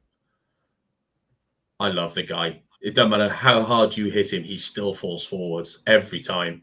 He always gains that extra yard. Love the man. I I honestly thought he was gonna get re-signed and Hasty was gonna still be a free agent. I was thinking that, to be honest. Yeah, I didn't get no notifications about Hasty or JWJ friggin' doing There you signings. go. No, Panama Queen Hasty saying, re-signed. no, Yeah, he Panama Queen resigned saying in the comments, Thank you, Wilson Pamela hasn't Queen. signed. Thank you, Thank you. girl. Thank you. Yeah, he's not signed. I want Jeff back. Yeah, I that's love what Jeff. figured. How do you feel? I didn't see that yet. Yeah, he's not signed or a Hasty that I think of. I don't think Hasty signed either. Hasty has, He definitely. has? Oh, I Yeah. didn't see him. It's a 1 year. Yeah, the one notification. Never mind. My bad. I saw it. My bad. Brain fart, like always. I'll So, chat. Yeah. Thank you, Aziz Pamela Queen. re-signed. Thank you. Yeah, so Aziz re-signed a 1 year deal. Jake Mhm. Brendel re-signed a 1 year deal. Brunskill re-signed a 1 year deal. Mhm. Oren Burke signed a 2 year deal. I ain't know who the hell that guy was. I'm just being honest. Demetrius Flanagan Fowles, he signed a 1 year. Hasty signed a 1 year. Cool, yeah. Damn, he's only 2 seasons in. Oh, Yeah, he was a little Yeah. older than that. his second season in. Baylor, wasn't he? Yeah. Hurst signed a 1 year deal. That Kevin Stuffield, Gibbons man, that signed a gets 1 year me. deal. That Stuffield. 2 year was it? Yeah, 2 year, $2 million. Okay. And Charvarius Ward signed a 3 year Stuffield. deal. That got me real quick. I'm like, I guess they're just going to use him for a backup. No way they're using him for a starter. It's going to be a backup. And if they go for another quarterback, whoever it might be, Lance, the other guy would be fighting for a starter. And then probably Stuffield, third stringer. Hey, didn't Compton or Cannon sign with somebody? Then he signed with the Cannon Jets. signed. Yeah, he signed. Cannon signed. He signed some. I can't remember now. We put it up in the beginning, didn't we? In the first. Yes. Ryan had it. I can't remember who he signed with. Oh shoot, who was I it? think it was The moment Jets, player isn't it? is a non. The moment he's not a Niner anymore, I'm no longer interested. Yeah, because I mean, Tennessee. Okay, Tennessee. All right. Tennessee. And what about Compton? Because I don't think he's updated yet. Tom Compton's on there. He's on a Denver. He is on there, yeah. Denver. Did we lose Dwelly? Lincoln Thomason, Jets. Jones, Denver. Mostert, Miami. Cannon, Tennessee. Shredfield, Miami. Compton, Denver. Street, New Orleans. I've said this on Twitter, and I'm going to say it on the show. I am devastated that you're all forgetting about River Craycraft. Yeah. That 49er legend, River Craycraft, came in, did a Hall of Fame job for us last year. He goes and signs with Miami, and you're all forgetting about it. Gosh darn it!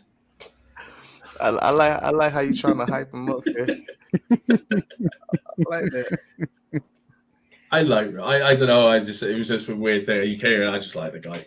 But yeah, he signed with Miami as well. I think he was one of the first ones to actually jump ship. Why in the hell did we ever sign Muhammad Sanu, man? I've always asked that question. That's why I wondered too. He was a Shannon guy. I've always questioned that. Vet presence. As much as anything, he was wanted in the film room with the other wide receivers. Because Sanu's been a hell of a pro. He has had a good career, and he's done well for multiple teams. He was there to do other things, not just what was on the field. Things that we don't necessarily see. Any one of you guys ever felt like Josh Norman has been overrated? Because I've always felt he was overrated. I felt like the only person that he was. I felt like the only person he was able to shut down was OBJ. I think he shut down OBJ in his prime, in fairness. And when Josh Norman was playing for the Panthers, he was phenomenal. In fact, Josh Norman did a tour of the UK. He actually did. He did. It was the NFL Live UK tour. They do a thing. They go around various places and they do a bit of a panel chat. And he did the UK with Dallas Clark, the old Colts tight end, and Emmanuel Sanders before we traded for him. In fact, I have a ball signed by E-Man up there from that show. Okay. And that in Cardiff, I asked. This was while he was still a Panther. I actually asked him the question. At the time we needed a corner. I don't any chance you fancy upping and joining the Niners. Obviously, he can't answer that question. He's under contract. But then he goes and joins the Niners and plays absolutely horrific. And it's like, oh man, I feel bad for ever asking that question. Like you feel like you jinxed them? Yeah, I jinxed us 4 years ago. Wow, that's crazy.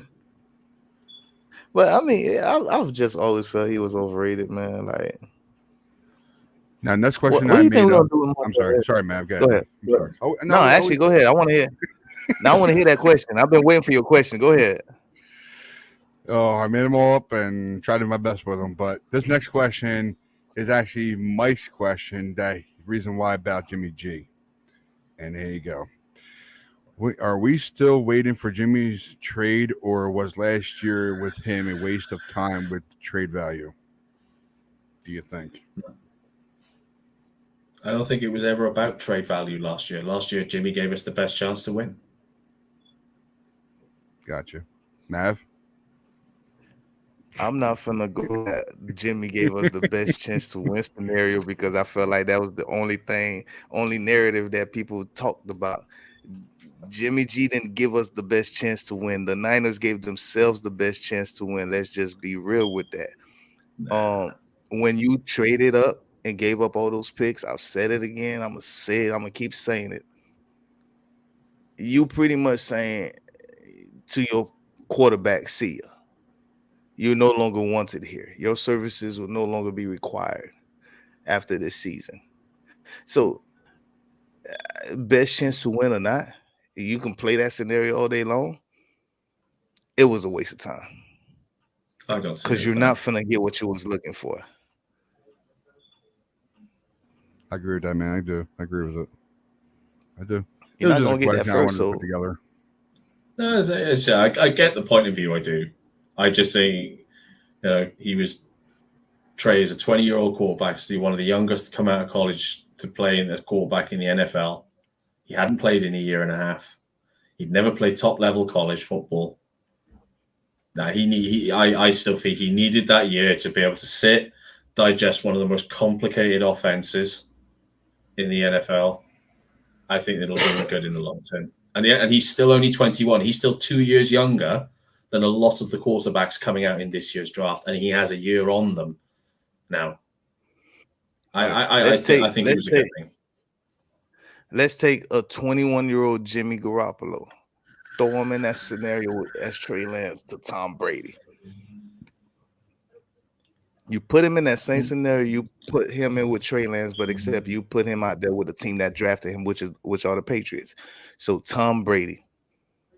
If you're Tom Brady, how do you feel about this 21-year-old that your team done winning, mortgage the future for, to bring in to pick at number 3? Yeah, we don't know what he can give just yet because he played in the FCS level. He didn't play in that level. He didn't play against other big college teams. Matter of fact, he didn't play all that in one game. But it's Tom Brady. How do you think he take that? And if you're Jimmy G in that position, how do you feel about that? Are you ready to play? Like, get your old ass out of here? Let me get in or what? So, again, you tell me. Still went to the playoffs. Yeah, I don't think that's true. I don't think we go to the playoffs. If Trey had played all of last season, I don't think we make the playoffs. I still don't think that would be a waste of a season either, because then we're having the conversation that we're going to have these rookie kinks with him now this coming season. Maybe he does work out all of these kinks in that first. Last year if he plays and we ditch Jimmy in advance, but we don't know. You can only go on the evidence that is put before us, and that's what's actually happened. And we're just going to see what goes forward. He's still a very young quarterback. And the reason why the fact that I don't know is the reason why I'm saying that he's going to struggle. I rather be prepared for the worst, than expect him to go out there and be and then get disappointed. Because if I know he's going to struggle as a rookie already, then I'm already prepared for it. I'm mentally prepared for it. I'm not finna Yeah. crucify him, like. But if I put all that on his back, saying, "Man, we're gonna," after watching that game against Houston, oh my God, he's ready. Mhm. Oh, he's practicing with Brandon Ayuk over there, and who else is he? Zach Wilson. They're competing against each other. Oh, he's going to be ready. No, I'm getting that out my head right now. Yeah. I'd rather be That's it. surprised than be disappointed. Yeah, man, it's it. He's putting himself in good positions. I think we've spoken to Mike, one of you guys, who obviously does the shows during the week. Who knows the guy that he's working with in Southern California at the moment? He's in good hands. I hope he's not spending too much time talking to Zach Wilson, because I don't think there's a great deal Zach Wilson can teach him after his first year. But we'll see. He's in a good place. Well, He's got good team players around him. I'm looking forward to seeing what he can do. I don't believe Zach Wilson is teaching him anything. I believe he's more so they're both training together to get better. Yeah. I believe the receivers are really teaching them. if you ask me, because they're both rookies. Yeah, they're both rookies. I mean, you going out there, you competing against each other, you trying to make each other better. That's what you've done in high school. That's what you've done in college. So you want to keep the trend going through the NFL. So I feel like that's great, because that way you can grow with each other. You can always compete against each other, even if you're not playing against each other. Because who knows? They might do have a little friendly competition. Be like, hey, Zach, I'm gonna go out there and throw for about 302 touchdowns today. You think you can beat that? Let's find out. Well, this is it. It's something that drives you on, isn't it? And that's good. Yeah, I mean, I'm more stoked about the fact he is spending a lot of time with Brandon Ayuk, more than anything, because Ayuk needs that now. He needs to make a big statement this year after the way he started last season, not playing a great deal. He needs to spend that time. He needs to create that chemistry in a big way. And you know what? I'm going to go ahead and claim that scenario right now. Right now. If the 49ers make the Super Bowl, I want to see it again, either against the Jets or the Dolphins. Well, yeah, because we'll win both of those Super Bowls. I mean, teacher versus student. But at the same time, though, I'm gonna go ahead and put this into existence. If it is true that Trey Lance and Zach Wilson will have some kind of a communication through the season as far as competing against each other, I can seriously see Robert Saleh against Kyle Shanahan in the Super Bowl. If that's the case, if one is trying to outdo the other throughout different games, that's great. So that means you see who's coming. Yeah. Oh, from a league point of view, it'd be phenomenal. It'd be so easy to sell. It's a marketer's wet dream, that scenario, let's be honest, but it's not going to happen, because look at what the Jets would have to go through. I mean, honestly, I think it would be an easier journey to go through the 7 levels of hell that Dante created in his Inferno than it would be to get for the Jets to go to the Super Bowl next year against that AFC West. All right, so let's look at it. Okay, first off, let's forget the AFC West, right? Let's just look at the AFC East. 6 games within that division. Only 6 games within that division. You have the Patriots, who made the playoffs last year, and they possibly can beat you both times. There's no doubt about that. But the fact of the matter is, you also have a second-year quarterback, just like the Patriots. So, and you also, it's a second-year head coach. Your team is only getting better. Let's just be honest. It should only be getting better. So, and then look at all the signees you just picked up, which I feel like Robert Saleh should have done last year, and take some 49ers with him. That probably could have helped them a lot better. But that's besides the point. Now, let's look at the Dolphins. First-year head coach. Same team almost, with a couple of different additions. They're going to you pretty much, Robert. There's nothing that Mike is gonna throw at you that you have not seen before. You see, so there's a good chance that those 2 games get split right there against the Jets and the Dolphins. Yeah, I can see that. now we got the Bills, Yeah, but who might they're mutilate you. Yeah. So, I mean, You're gonna look like a 90s slasher movie by the end of that game.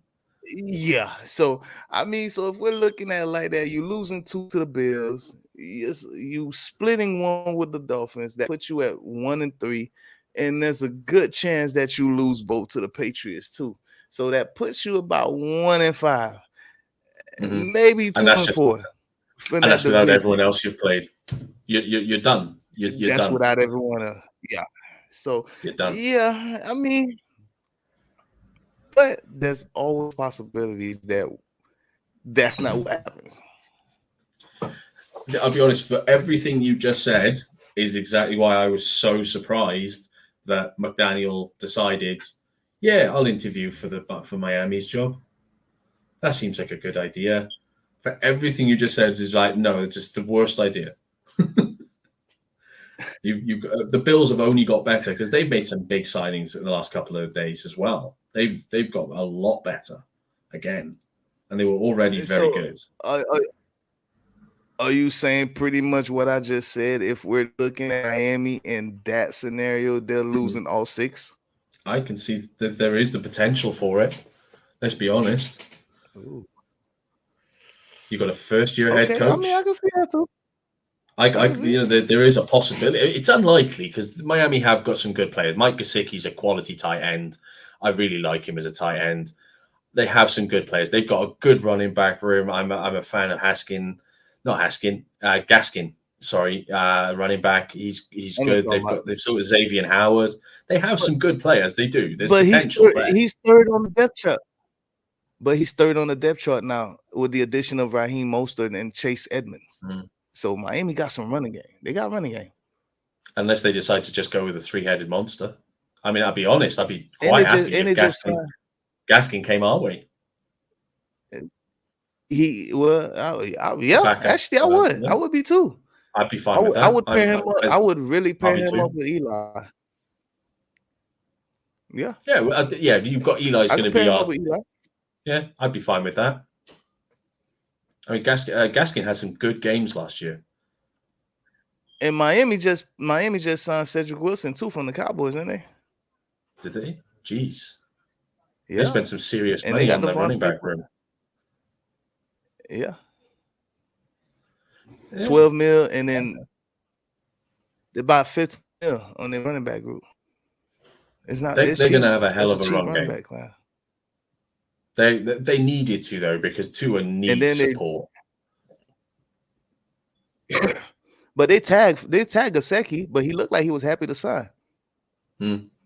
Yeah, I think he'll stay. I think he's going to be there for a long, long time. Gesicki. He's a really good tight end. He's good pass catcher, and he is good in the run game. He's a good blocker. He's a cheap George Kittle. Got you. Sorry about that, guys. I'm sorry. Yeah. Go ahead. Hey, I've been into my kid for a minute. Sorry, man. Sorry, guys. Dude, that's fine. I know I keep on saying sorry about my kids, but no need to apologize, man. It's fine. What else you got, man? I got you. I want another one. Well, my thing about that whole thing about trade value, I don't care no more about it. I'm sick and tired of it. It's all diva shit anymore to me. Just like that shit with friggin' Watson. So basically, I'm done with it. You guys will talk about it all you want. Go ahead, and my guys, other guys can talk about all they want. I don't care. But to me, it's just I don't know. It's way off. So my next one, and it's actually pretty good because I knew they re-signed him. Why would we keep or re-sign Ford?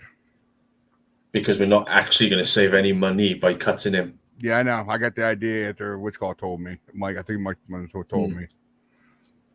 So yeah, the restructure freed up some money. We don't save anything by letting him go. We just end up carrying dead space. And which then we've then got to sign someone else to fill. No, I think they've done the best thing. Let's do right by the guy. He's probably going to retire because of the injuries. I can see it being one of those situations. Only a couple of years. But he gave us that one good year, admittedly. Yeah. But I can see him that he's got one of those situations where we pretty much know he's going to retire, but it's a case of when and to see how much, make sure he's okay going forward with his contract and how much he's going to get back to set himself up and make sure his family's okay. But at the same time, make sure that we're maximizing our savings as to when he retires.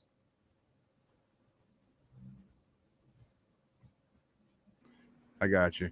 Hey, Mav, you want to bounce off that real quick or anything or no? You don't know nothing on for it. That's a Ford situation, no? Okay. I got you, man. Don't worry about it. Okay, next one. Let's see if I've made him right. Okay. And I know a lot of guys said it wasn't a mistake at all, but I'm going to put up anyway. Do you think it was a big mistake by extending Kittle and Armstead or let them go? No. Didn't think so. Armstead proved himself. Now he's gone inside. He should stay inside full time. Let's make full use of the player that he is. And extending the best tight end in the league. That was a no-brainer. Got you. No problem. I guess you're all good with that, Mav? Okay, man. I got you. What? I mean, listen, any extension is good extension. I don't care whether the player is a deaf piece or not. Any extension is a good extension because you're saving money without having to lose anything, if that makes sense. Got you. Yeah. So, and this is actually a pretty good one because these are our new signings. What do you think about the new signings of Ward, Burks, and McLeod, and plus the other guys? We didn't get to. I didn't get a chance to update it, so I know we had a couple other guys. So sorry. Go on, man. Lay it down for us, man. Me, I'm happy with McLeod. Ward, I'm very happy about. Burks, I'm not too sure because I didn't really look on film on him and get a chance to. But I don't mind looking. Just be honest, you don't know who the hell he is. No, not really. Dude, I don't watch Packers every day. No, exactly. Is he a Packer or a Colt? It was a Colt, wasn't he? No, the safety was a Colt. Yeah, he was a Colt. Odom was a Colt. Oh, okay. Odom. Yeah, that's the other one. That's the other one I forgot to put on there. My bad. Burks was a Packer. That's right. Okay. I mean, I know who neither one of them were. McLeod's the one that excites me the most. And the amount of money that we've given him suggests that he's not going to be used purely in the return game either. I think that's been suggested a lot with the amount that we're paying him. I see your tweets. We're not paying him to be a returner. I'm not let's be honest, I wasn't the first person to tweet that opinion either. We're paying him more than that. I think, especially now Mostert has gone, McLeod's got some serious pace to him. What if we see him take over some of those end arounds, take over some of those jet sweeps, so we don't see Debo in the backfield so often? What if they did convert him to a running back and then we don't go look for one? What if that's the whole case? Maybe pass catching running back. I mean, but Debo is more of a natural running back than anybody on that team, as far as any other position goes. So I don't know, Ray.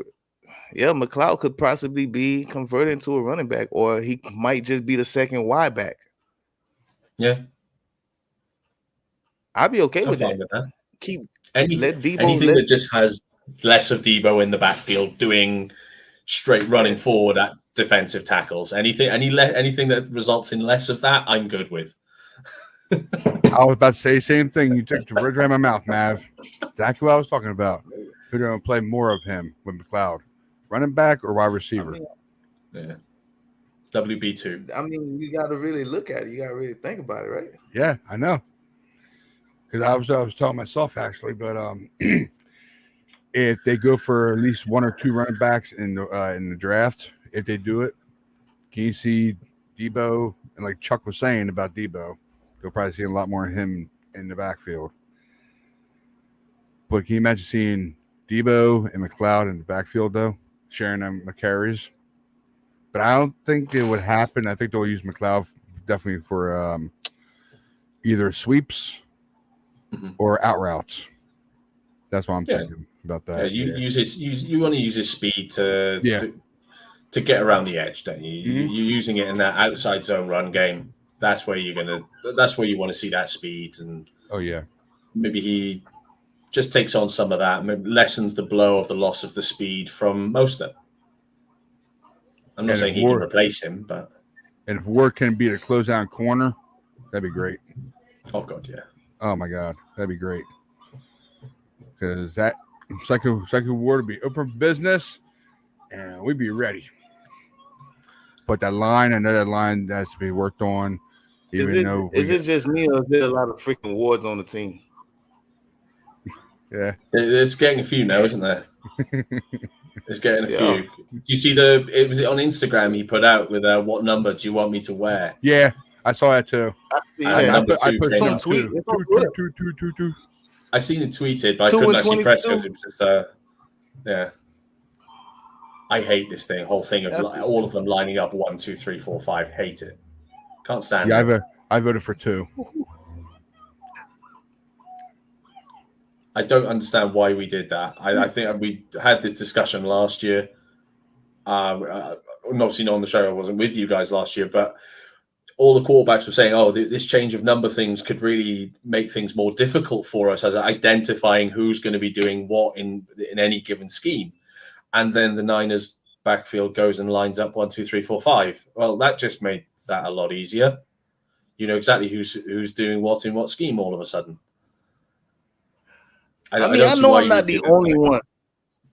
I know I'm not the only one, but I mean, growing up, when a quarterback, their number was no higher than 19.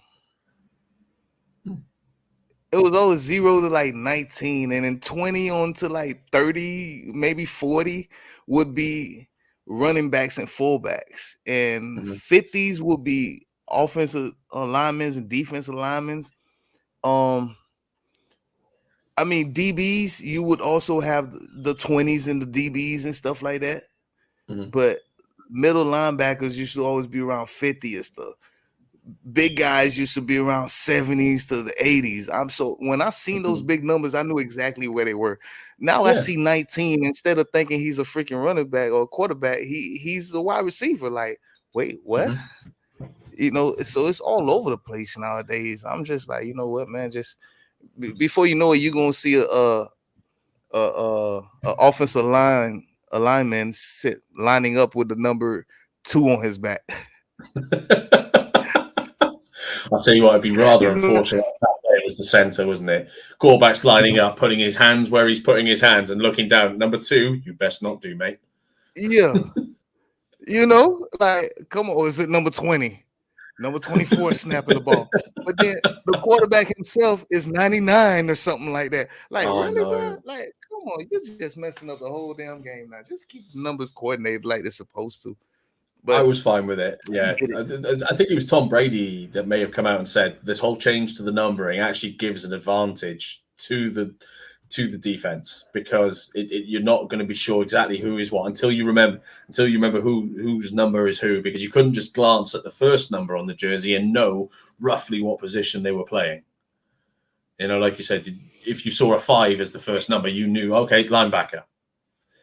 Yeah. Now it's gone. That edge was gone, and then the Niners went, for some reason, our backfield went and decided, I know what we'll do. We'll be 1, 2, 3, 4, 5. Great, well done, lads. Let's remove the advantage we just been given, even if it's only a small one. They do it. Yeah, I mean, I don't know. It threw me off. It really did. I really had to figure out what was going on. Wait, what did I just miss? Oh, if Baker gets traded to the Colts, where would Jimmy play in 2022? 41% said the Panther, 40% says the 49ers. People. I think if he's not going to be a Colt, I think he'll be on our roster next year. That was going to be my next question for you. Do you think Jimmy will land with the Colts? I hope so. Listen, if Jimmy's not a Colt next year, he'll be in the XFL. You hear me? And the last one I have on here on Doc was, what do you think was going to happen to Jimmy? Get released or traded? He'll be traded. They won't release him. Yeah. They've already overplayed that hand. They can't release him now.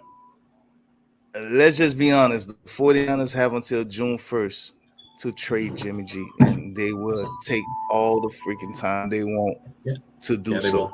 And that's including pissing 49er fans off. Yeah.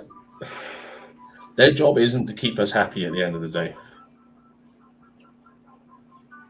They're going to do what's best for the team, and what's best for the team is to get as much back for Jimmy as they can, and they will take as long as they need to do that. Yeah, and don't be surprised if you see Julio Jones wearing a 49ers uniform neither. Oh, God, I hope not. He is not the player he was. He's not, but don't be surprised. Ian, what you got for us? More of these come as the Browns work fit. Deshaun Watson new contract. Oh, see? Listen, we just talked about this.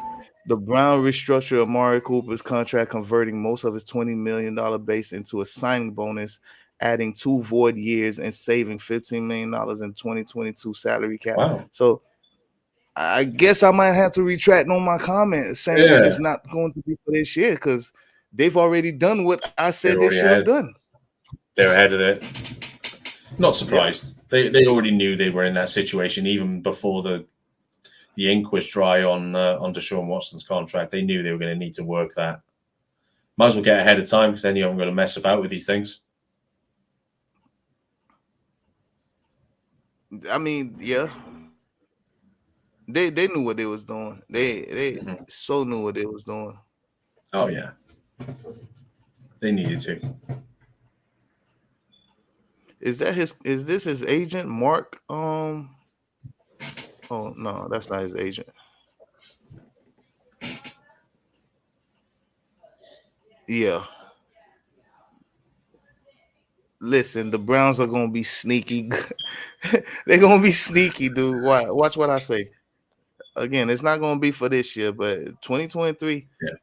We need to really keep our eyes on the Browns. I tell you what, man, the AFC is just getting ridiculous. I mean, the AFC as a conference has been a joke as a whole. They've always had one or two good teams, but as a whole conference, they've been a joke for a long time, and they're not anymore. No, it's an insane conference. My only hope with the amount of players heading there is that they're just going to beat up on each other in divisional games, and hopefully weaken them for the cross-conference matchups. That's my only hope with that now. All right, so let's be real quick. AFC, we talked about this, but I really didn't ask this question because I keep hearing you guys say this all the time, beating up on each other. Now, I'm in agreement with everybody on this panel. Every had that said the AFC West is going to be pounding on each other. I'm in agreement with that. But what about the North, South, and the East? I mean, we just did the East. We know who's coming up out of there. We just did it. But when we look at the South and the North's no mugs. Like you said, the Browns are coming through. They've got the Bengals. The Steelers are always going to be relatively strong. Yeah, but with Dwayne Haskins, I suppose it depends, doesn't it? They've still got that's TJ my Watt. only problem. Yeah. I mean, they might not be beating up on division, but they might do get away with certain things. I'm pretty sure they play a whole team from the NFC this year, a whole division, just like the AFC West is doing. Mm-hmm. So, are they playing the NFC North? Is that what it is? I'm not. I have no idea. No idea. It might be. It might be that way this year. Like the AFC West is playing the NFC West. AFC East playing NFC. Ryan, can you look that up real quick? The scheduling of our schedule. No, like the whole NFL schedule, like who's Yeah. playing who, like which The divisional divisions matchups playing cross division. conference. Yeah, Let me see here. See if we I got think it on. might be like that this year. And if it's like that, then you'll be having them playing against the Packers, the Bears, Vikings, and who else am I missing in that division? Packers, Bears, Vikings. Who else am I missing? Oh, Lions. Oh yeah. Oh, so yeah, So it was fine. You were fine to forget them then. yeah. But It's all good. Yeah, but in all fairness, though, I mean, is that if that's who they're playing, then yeah, I guess I can see them still sneaking into the playoffs. Mhm. But when you look at the AFC South versus NFC South, if that's what it is, I mean, who gets the AFC South? The Titans, because they still have Ryan Tannehill and Most likely. Derrick Henry. Probably. And don't forget Trenton Cannon. Yeah, but I mean, come on, man. It's Derrick Henry. You really think he's listen? Derrick If they Henry's a would beast. if they would have taken Elijah Mitchell from the 49ers, oh my God, their running game is stout. Their running game would have been I unstoppable. have the NFL 2022 NFL schedule up. What do you want to need now? Which division is playing which? Is it like North matched up with more North from each conference, and then so on? North. Like you see how the NFC West is playing the AFC West. Yeah. Is it going to be like that throughout the whole schedule? Is it going to be North versus North, South versus South, East versus East? Is that what you're seeing here or no? That's a tough one. Ooh.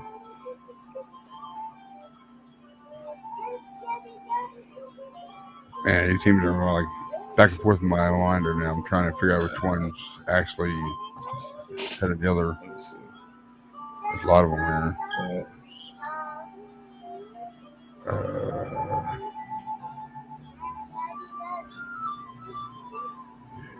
So who the Steelers got? Let's have a look. Yeah, it looks like it though.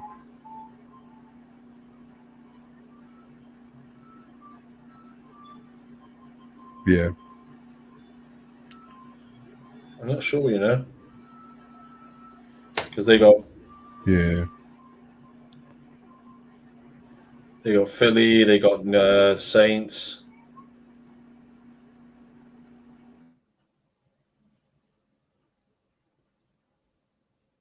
They're playing the South. They're playing NFC South because they got the Saints, they got the Bucks, they got the Falcons, Steelers. So they AFC North are matched up with the NFC South. So okay, it looks like it was just one of those happy coincidences that we've been matched up with the AFC West. Yo, so I don't know how true this is, but the Browns just agreed to what was it? Oh yeah, they just dealt with Jacoby Brissett and traded Case Keenums to the Bills. Oh, I feel for Case Keenum. I do. He's a good quarterback. He's just never landed anywhere that actually wanted him. He really is. He really is. He's a very likable guy as well. You know? Yeah. I get on that wagon with you, man. He really is. He's a nice guy. When he plays, he's not horrific. You know, he's not like Nathan Peterman bad. But he's just Damn. I feel for the guy. Nathan Peterman, Jesus Christ! When the last time I heard that damn name? I couldn't believe it. He managed to get another contract with the Raiders. Dear God. Who? He signed with the Raiders, didn't he, after the Bills? Peterman? Mm. Yeah, I think so. Couldn't believe it. I honestly could not believe another team signed him after that game. After those games he played for the Bills. How he ever got a second contract with another team, I will never know. Honestly, that's more impressive than Sam Bradford making an entire career in the NFL.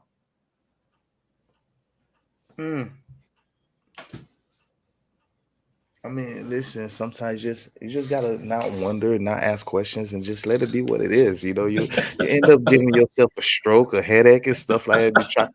Trying to figure out how the hell this happened. Like, listen, I'm still trying to figure out how Brian Hoyer's still getting paid. And I actually liked him at one point. Excuse me. Yeah. At one point, I actually liked him. I'm still trying to I figure did. out how the hell Kirk Cousins still making that count cat. So Well, the thing is, and we're constantly talking about quarterbacks that were having their best years under Kyle Shanahan. yeah. Brian Hoyer's best ever year was at the Browns with Kyle Shanahan as his offensive coordinator. I mean, that's why I had not high hopes. I didn't think we were ever going to make the playoffs with him as our starter, but I thought we might do better than we did with him. He was awful, and let's be honest. So just in case you didn't notice, but Mike McDaniel's last game of the season is against Kyle Shanahan. Is it really? Yes, an away game in San Fran. See that game, there could be a lot riding on that, depending on how the rest of the season's gone for us. I mean, there's not going to be anything riding on it for Miami.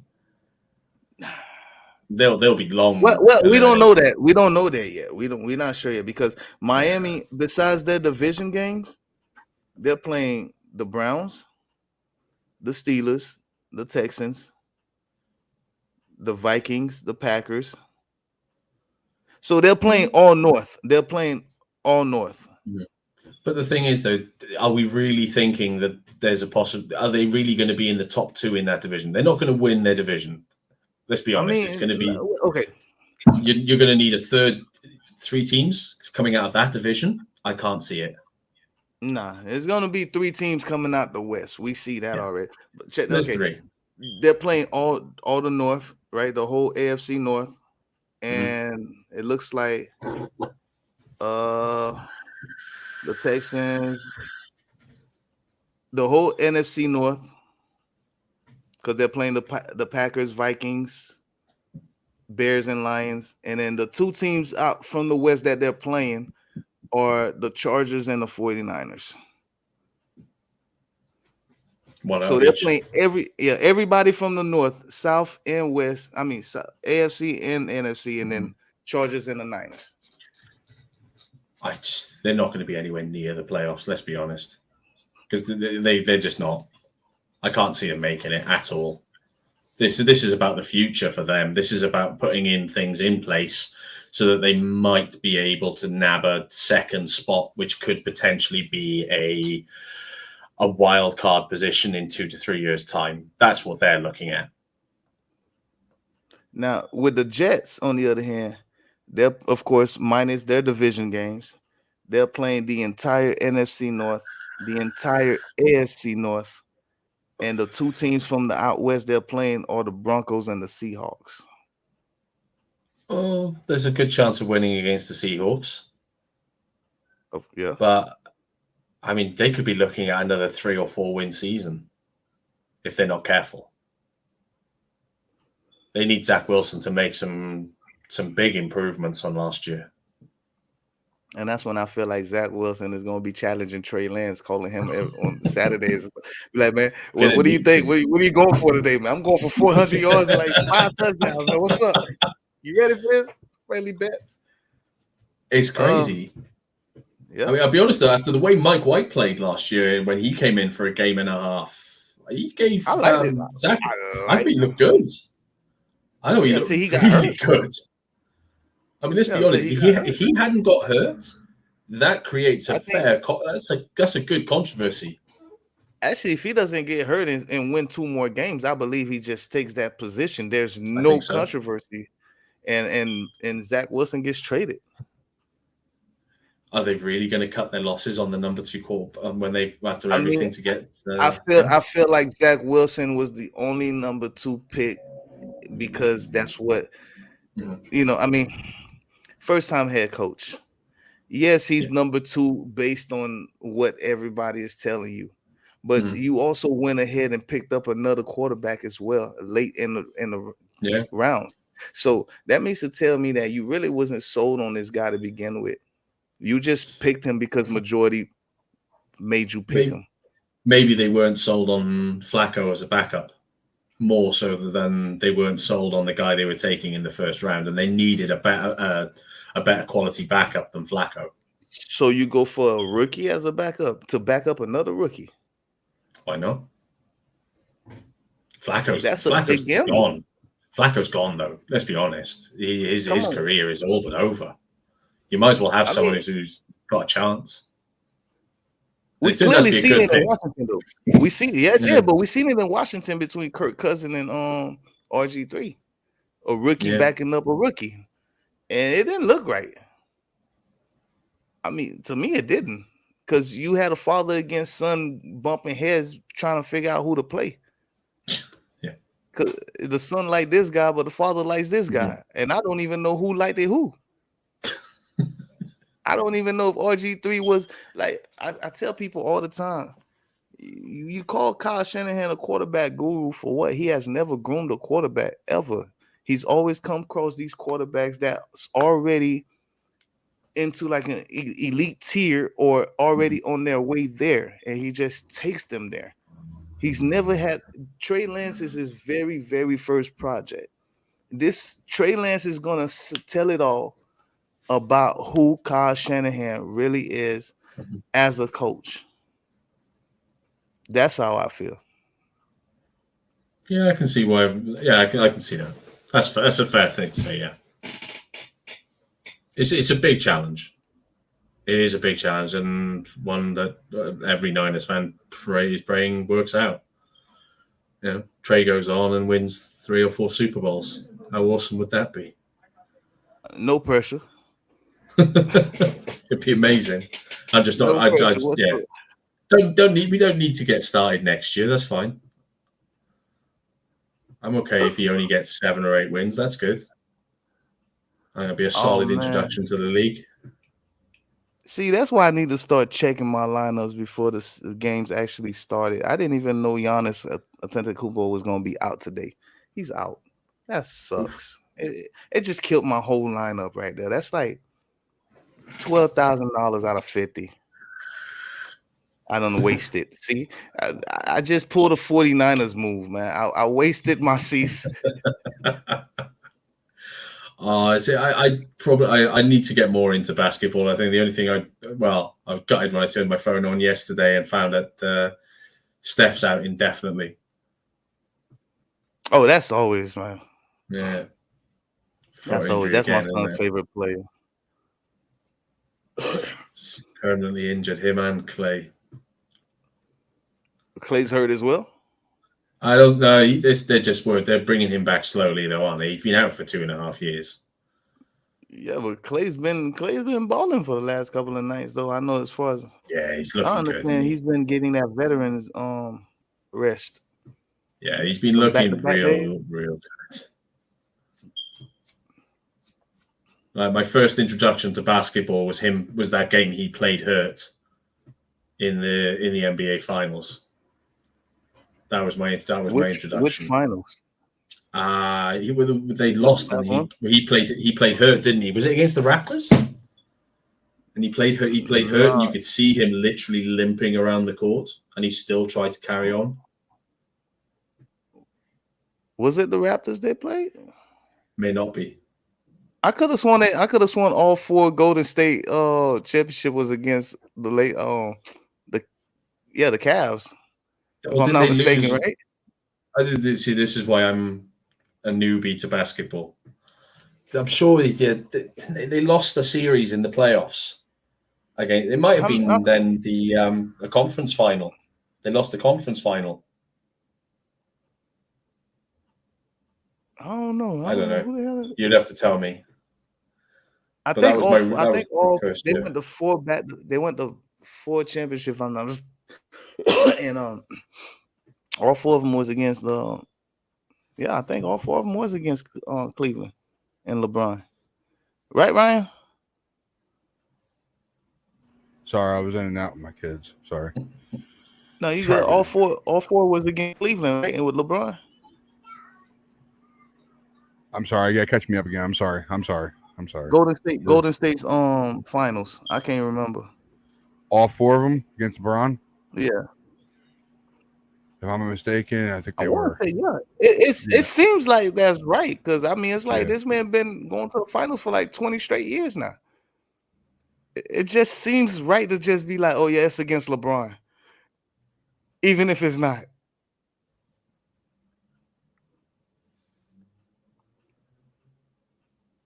I'm trying to Google it now, but I'm not really sure what I'm looking for. In all honesty, it doesn't matter. I'm just it is what it is. If anybody knows me, I'm not a LeBron fan, so I never was. Sorry. So Evan Ingram is over there in with the Jaguars, right? Did he sign up with them? Hey, so, Has Hooper? Is there any words on where Hooper's going yet after he got released by the Browns? I have no idea. They talk about linking him with us. Yeah, and I like the link. I must be honest. I mean, it really gets me because the first thing people talk about is familiarity. Just because he's familiar with it doesn't mean that you're supposed to just automatically link him with it. You know, he could be familiar with somebody else too that we're not thinking about. You see what I mean? Yeah. But but it's the first thing the press are going to do, isn't it? And in fairness, it's the first thing we all do. Yeah. You know, I don't know. It's maybe it's just me looking at things with rose-tinted glasses, maybe wanting to see some of those two tight end sets that Carl used to run with Hooper in Atlanta. I mean, if you want to see that, man, you might as well go ahead and get his old college alumni, man, Noah Fant.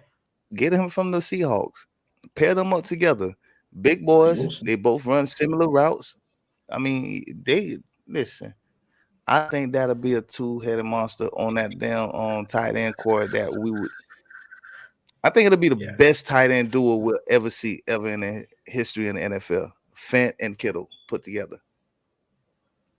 That takes some doing. You can call me out on it. Call me out on it.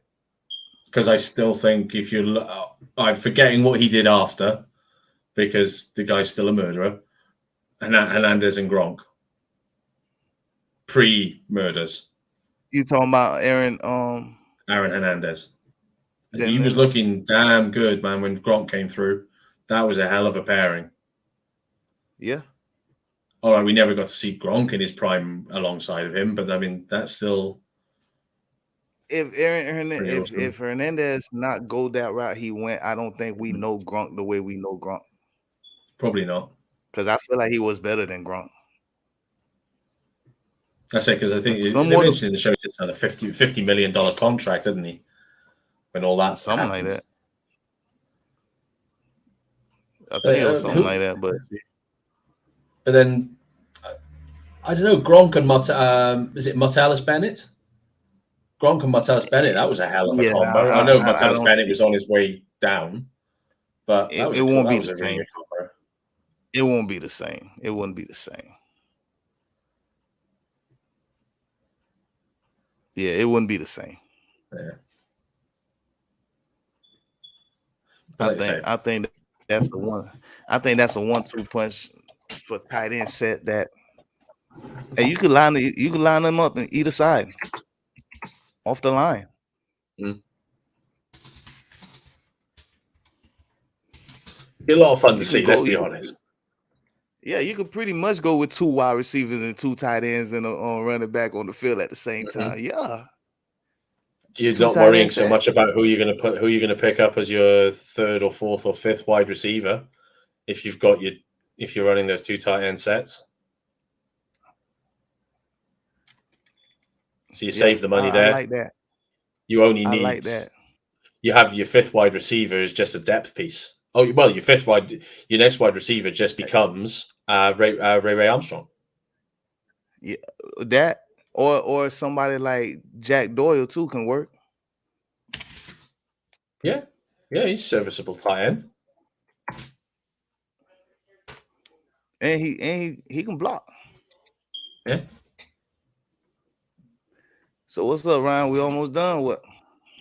Yeah, I was waiting for you guys. You're chatting on, so I was be patient. It's all good. Man, we'll just keep going. If you guys want to go, we can go. No problem. I got no problems. I'm all good. I mean, you see, I'm I, gonna have to I get know some I see dinner that soon. 2 hour mark, but I'll be like, oh, boy, I gotta get going. So I'm like, stretch. No Yeah, problem, I'm man. thinking about having some tea. Have some tea, guys. Yeah, I wish I could have it to myself. Of course, I would. My wife has Talking about plenty of tea. it too. I just got off the damn Red Bull. I need to go flush my system out with some water or something and just lay my head down for a couple hours, man. I've been up since like 4:00 in the morning for no reason, so I'm just enjoying my time. The fact that I woke up and was able to take a breath, well, I'm thankful for it. So I'm not even gonna complain about Oh, what yeah. time I really got up. Chances are, mate, we got up at actually probably around the same time. I may have actually woken up later than you did. Did you? Yeah, I woke up on the sofa at I think it was close to 11 o'clock here when I got up. I had a Oh late no, night last night. though. I laid down right here in my office and went to sleep, man. I was just, hey, no time. Whew. Get on, man. Felt disoriented just then. Hairbrush. Yeah, very. I'm not feeling it right now. I'm like, whew, okay. I went back I to wondered why you were pulling that cap down. Yeah, I'm like, wait a second. I'm like, whoa.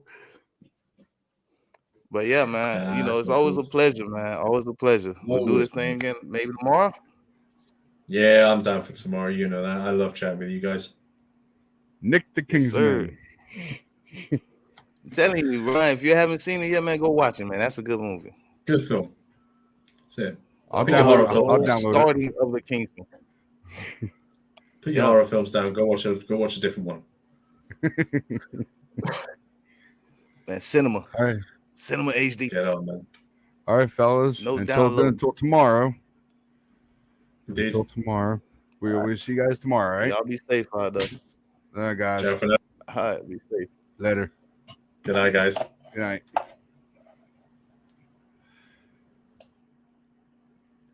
Okay.